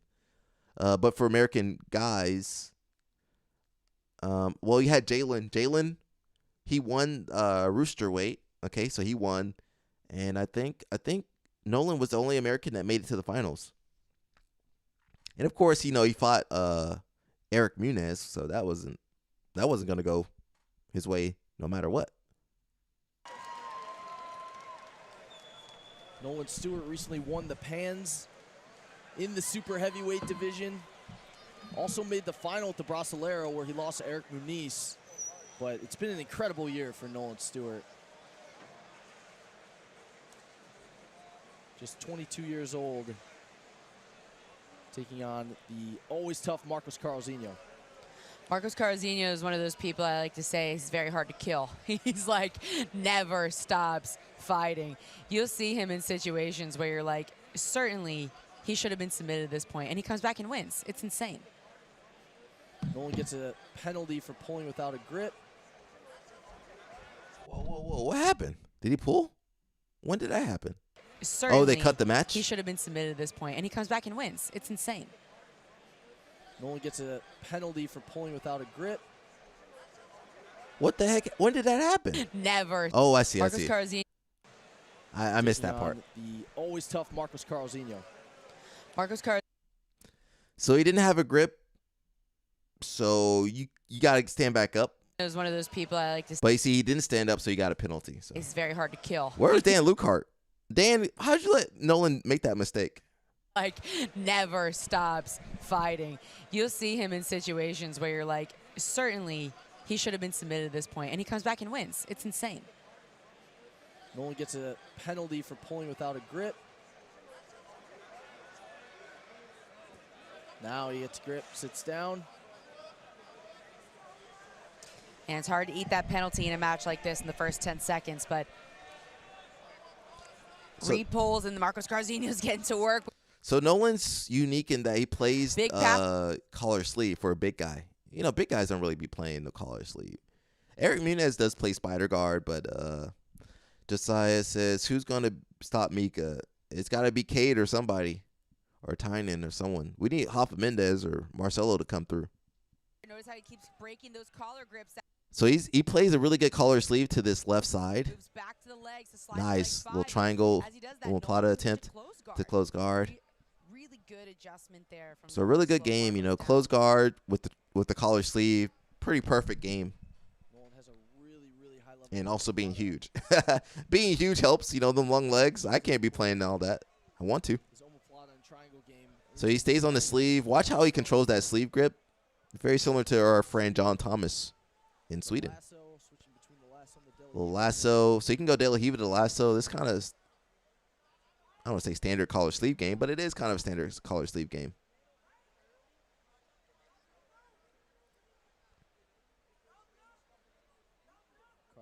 With the good base and balance on top. There's Dan Lukehart, Trumpet Dan over there. Shout out to Dan Lukehart. Little off balance, nice attempt. No advantage, nope, okay. So with this game, Omoplata, close guard, he got a lot of good stuff to work with. And having a system, that works really well. You know, these big guys don't be studying. So you can play a system. Now, if you want to play this kind of system at middleweight or something, it's going to be tough. It's going to be tough to stop Mika Galvao or Tynan or these dudes. You know, you can't even stop them. You can't even grab those dudes. They be flying around. But with the big boys, because they're slower, you can play this game. And let's be honest, there's not that many good big guys anymore. They're not as technical as they used to be. There's no more Margalis or Hadra Gracies or Muhammad Alis that, you know, will probably tear up Nolan Stewart, but that's just how it is now. So really good control of the collar sleeve and the De La Riva. He can do that off balance that he attempted earlier. He can also just go back to the lasso whenever he needs to. And his opponent's doing a good job. You know, that wasn't technical passing. Nice little pass there, but Nolan's super flexible for his size. Wow, that's pretty amazing. Pretty flexible for his size. He just weather the storm, get back to your collar sleeve, close guard. So he can just keep cycling through that system. And then, you know, eventually that omoplata going to open itself up, or that De La Riva opens itself up. So if you like, you know, people, I think Danny Choppa's competing. You know, I think if you have a simple system, that can go a long ways. For the big guys, at least. For the small guys, we got to be able to adapt, because sometimes we can't play our game, can't get into our game. Can't even grab those dudes. Look, omoplata there. Omoplata triangle. De La Riva off balance. Again, he could just keep cycling through that. And these big guys, they're not as technical, man. They just fall for everything. Nice omoplata triangle here. The big guys, they don't really study, man. They just go out there and crush each other. I don't know if he'll get an advantage for this. He might possibly. Remember, Nolan is, I think he's actually Brazilian, half Brazilian or something. But look at his name, Nolan Stewart. They consider him American. Omoplata attempt here. Nice attempt or nice entry. All right, now you're going to get that advantage. For sure you're going to get that advantage if the other guy gets out of there. It's hard for us to grapple like that in the lower weight classes, though. Everybody's so strong. Like, guys like Tynan, they feel stronger than that big guy. They feel stronger than Nolan Stewart. Rolando Sampson, Andy, they feel stronger than all these guys put together. And they're fast, and they're more flexible. Danny says, yeah, man, I learned that the hard way. Although I was locked down essentially in my gi match the whole time, I tried to pass when I found an opening, but I got in my head, especially with getting swept. These guys so tall, they can keep the omoplata even from standing. Yeah, that's part of competing. You just got to get used to it. You know, you're going to compete this weekend, so I think you got to have some fun with it too, man. It's supposed to be fun. Tons of options from here. It does help if you have a system. If you have a system like Nolan, he has a system to rely on. But sometimes that system ain't working, you know. Just under 5 minutes remain. I think the big guy division wasn't that good, to be honest. For reference, you know, Rosinski be fighting the same 5 people that he already beat before. Now he can sit. He's trying to reach for that far lapel. I think he has it threaded through. Marco's still staying. Nice. He definitely going to get an advantage for this. Danny says, also the guy I faced did podium. Can't remember if he won first or not. His lockdown was on point. Also found out I got to do something about guard triangle locks. Where they lock the triangle from the close guard. Nice. You definitely might get 2 advantages for that. To come up, he may be able to score a sweep off of this, but look at Marco's resilience. That might be, yeah. See, he's getting advantages. Scores an advantage for this. Omoplata is a good way to get advantages in IBJJF, guys. He's still in the omoplata position. One of the side referees tried to call the advantage back, but they kept it. 2. Another advantage. Again, rolls all the way through. See, oftentimes now, if he rolls out of this submission, he might get 2 points if they restart. Seated and they're on their back, and you can get 2 points that way. But Marcos each time has roll through and come back to top position. So he's not. And you know what the difference is? Sometimes just winning that first match is the difference. You know, that first match, like say you won, you're like, man, you feel good. You got more confidence going into your other matches. You might have podiumed and won. Reaching up for the shoulder. Nice. Almost submission there. He might get 2 for that, and he has some more advantages, I think. There will be 2 points awarded. 4 going out of bounds. He went out of bounds with the submission, so they're going to give him 2. That leaves Marcos Carzinho 3 minutes and 18 seconds to try to make up not just a lot of that's just confidence. It's mental. Oh, excuse me. No, they took the advantage. Like say you won your match, you would have had that confidence. Oh man, I can win this tournament. You would have gone in and torn everything apart. So. So hopefully Nolan doesn't mess up his guard pull again. I don't know how that happened. I might be too if I had been in omoplata for multiple. So Nolan's up. What Nolan needs to do is just pull the guard again. He can pull that time. He can stay on bottom. The opponent on top's got to engage. So all Nolan's got to do is not mess up. Hold on. Pull omoplata again. He good. So, man, the level's not even fair, bro. Because, like, these guys, I could beat this guy. I think I could beat that guy. But if you go to, like, middleweight black belt or lightweight black belt or featherweight black belt, bro, you got to fight tooth and nail for every single match is just, like, you're battling for your life. So the Brazilian guy's doing a good job here. You got 2 minutes. It's hard to pass in 2 minutes, guys. It's hard to pass a black belt. Unless your name's Leandro Lowe or something, it's hard to pass a black belt. Maybe Tynan. But them dudes be strong. Them dudes, they when they test the grip, they be like, this dude's got the strongest grip we've ever seen. He actually got some good passing though. Nolan's good guard retention. Every time he does though, man, Nolan is so well timed. You can't even do this at middleweight, bro. Them dudes they be pulling you off the ground, slamming you.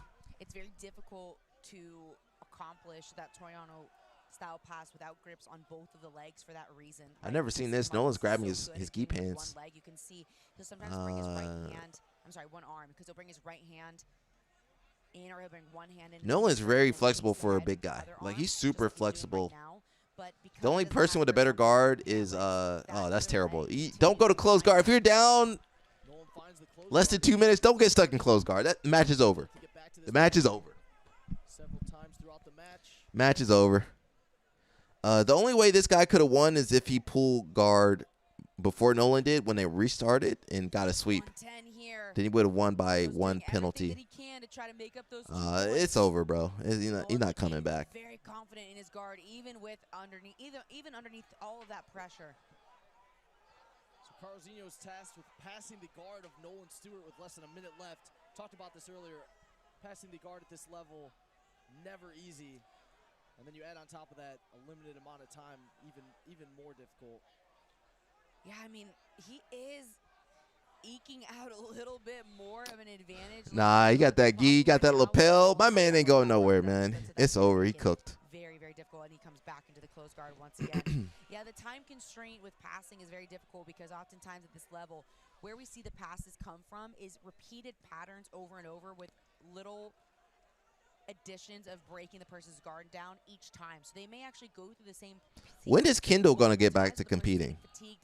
Did she give up already? Not to say that hasn't happened in the last 10 minutes, but when you're trying to have that continue to happen with short time on the clock, man, very difficult. Yeah, Nolan's flexible. Look at that. Did you guys see that? Did you see that? Look at his leg. He's more flexible than me. Did you guys see? Look at his left leg. Sorry.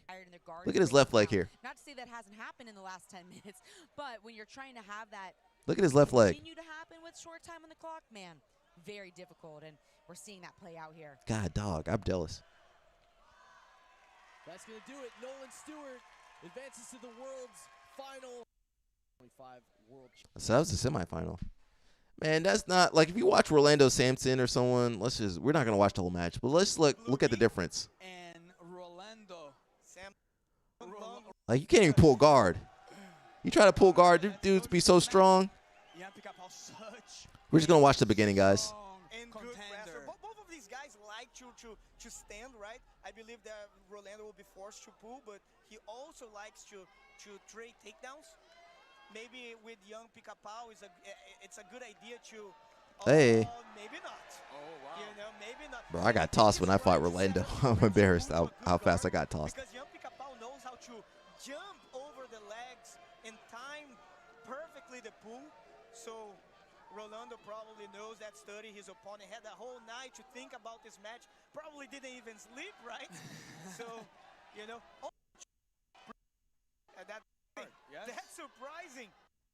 Look forward to. Like just to pull guard, you gotta do your best to pull guard. That's surprising.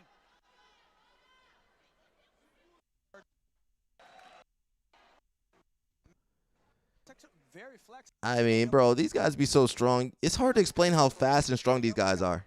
It away. But Rolando is keeping his knee under the leg to prevent pressure from Rolando. Very nice. Rolando did a good thing. Try these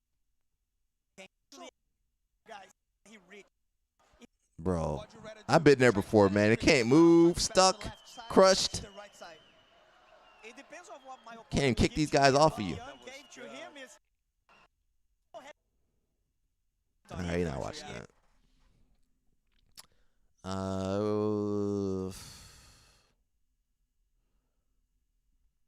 Let's see. Who's number one? Had a lot of people that were suspended that were competing. At the last one in Miami, you had Julia Alves.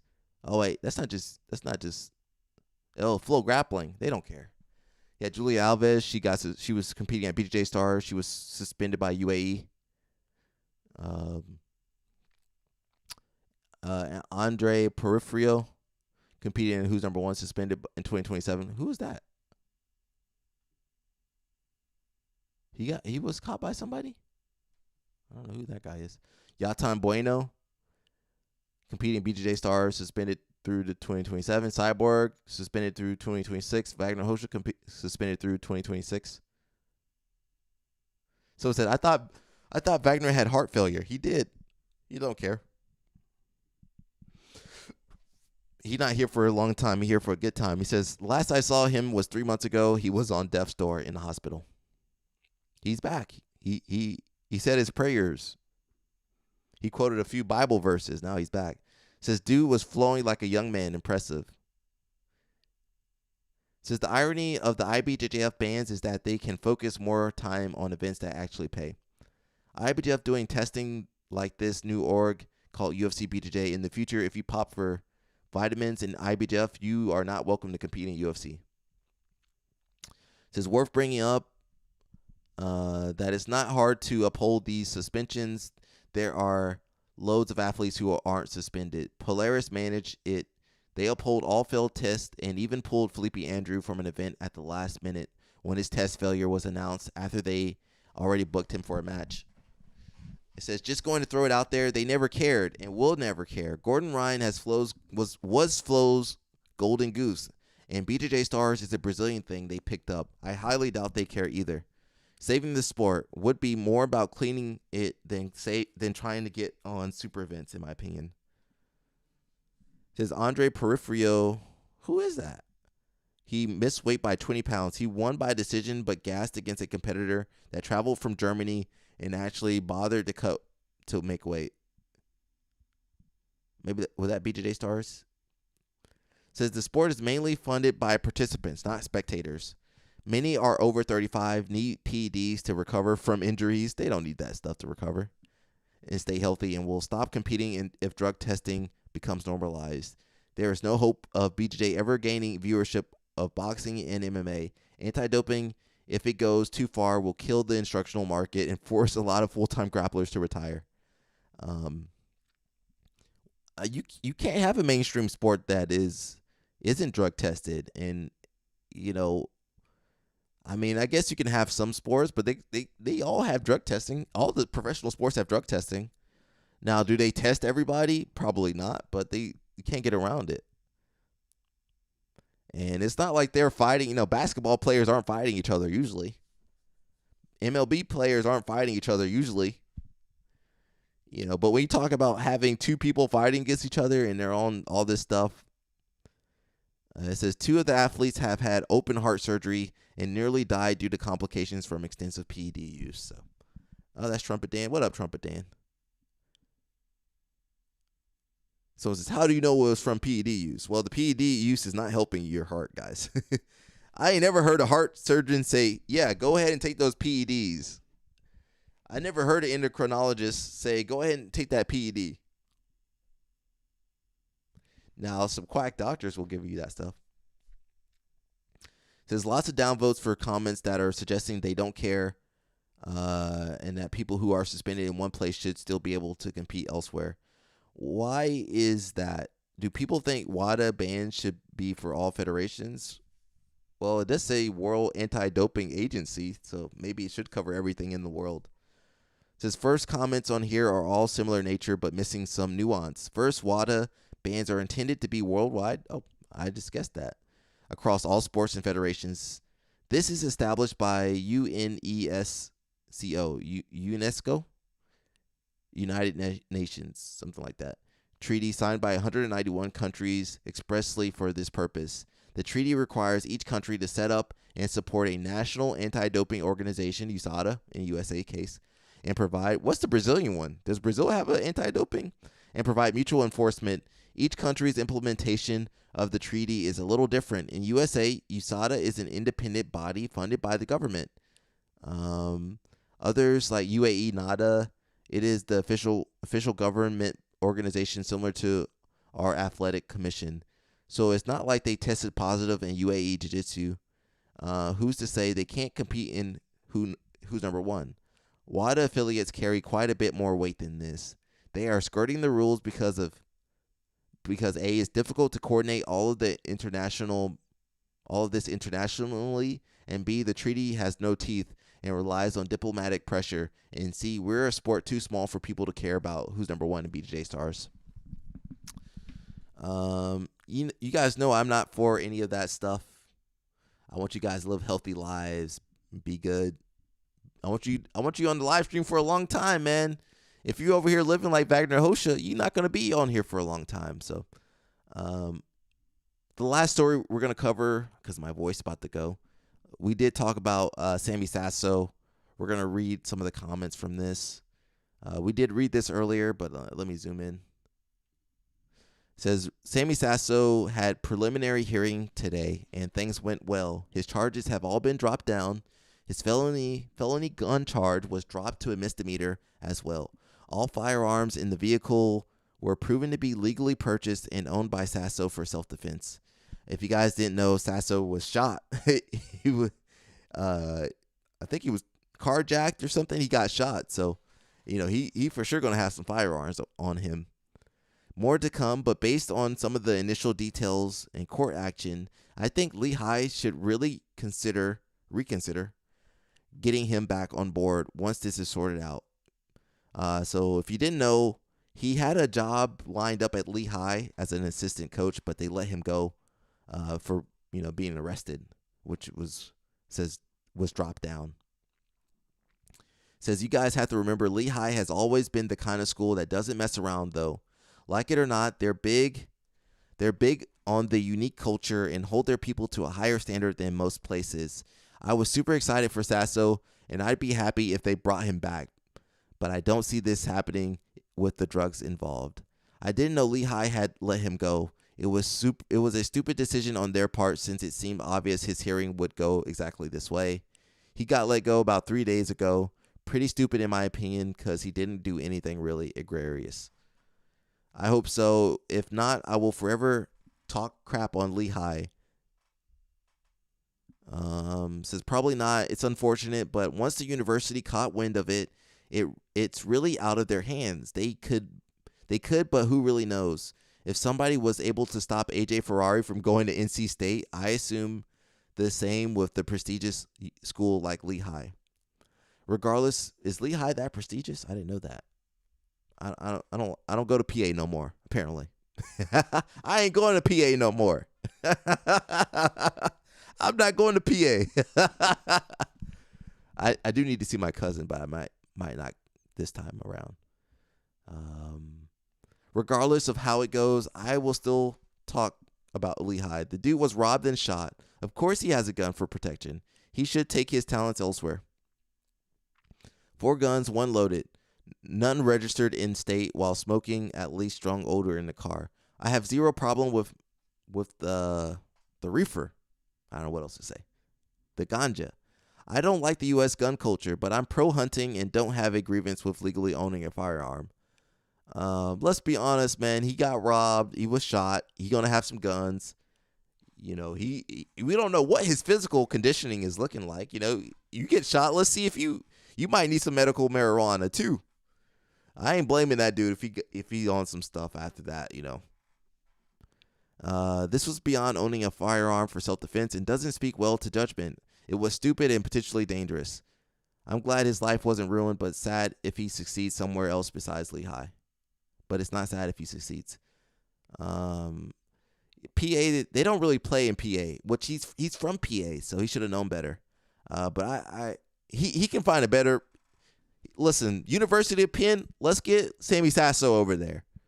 There's always another opportunity. If they were going to kick him out for this, man, they would have kicked him out for something else later. All right, guys, I think that's it. My voice is done. We're gonna be streaming tomorrow, I think. I gotta go. Maybe we might stream early tomorrow because I gotta go with Mr. Evan to get some cookies. For real, some cookies for real. So we might stream earlier. We'll see if I can get up tomorrow. And that's it. I want you guys to have a happy Takedown Thursday. Go do a takedown for me. I might do some yoga because class was canceled over here. Because maybe they'll push it back. If it didn't flood, maybe they'll push it back for me. We'll see. I'll ask around. If I can train, I'll train. Otherwise, if you want to support the channel, I would say go to inverted gear, but I'm not sure about that anymore. I'm not sure about that inverted gear no more. We'll see. Not looking too good. You guys know I push inverted gear on here all the time, so I don't know what's going to happen with that. BJJ Mental Model still around, so you guys can check them out. Otherwise, just let people know about the live stream. If you guys enjoying the live stream and hanging out, he says, I'll see how I know feeling. Maybe if people need drilling, I will. Yeah, man, go do some takedowns for me. Might relax today and tomorrow. Oh, yeah, you got your tournament. Take it easy, man. Absolute. Make sure you eat. You can eat whatever you want. Just believe in yourself, man. Sometimes it's mental. Sometimes it ain't about the skill. Sometimes it ain't about the technique. Sometimes just, believing in yourself and just going for it. Sometimes you got to go for it. So we'll keep us updated tomorrow and Saturday, or after the weekend. And good luck. That's it for today, guys. I am not playing the inverted gear video. I play the inverted gear video every day, Monday through Friday for months and months and months, and I'm not gonna play it today. So you guys, take what you will from that. That's it, guys. I'm gonna dip out of here. And I'll see you guys tomorrow, hopefully. That's it, guys. Peace out.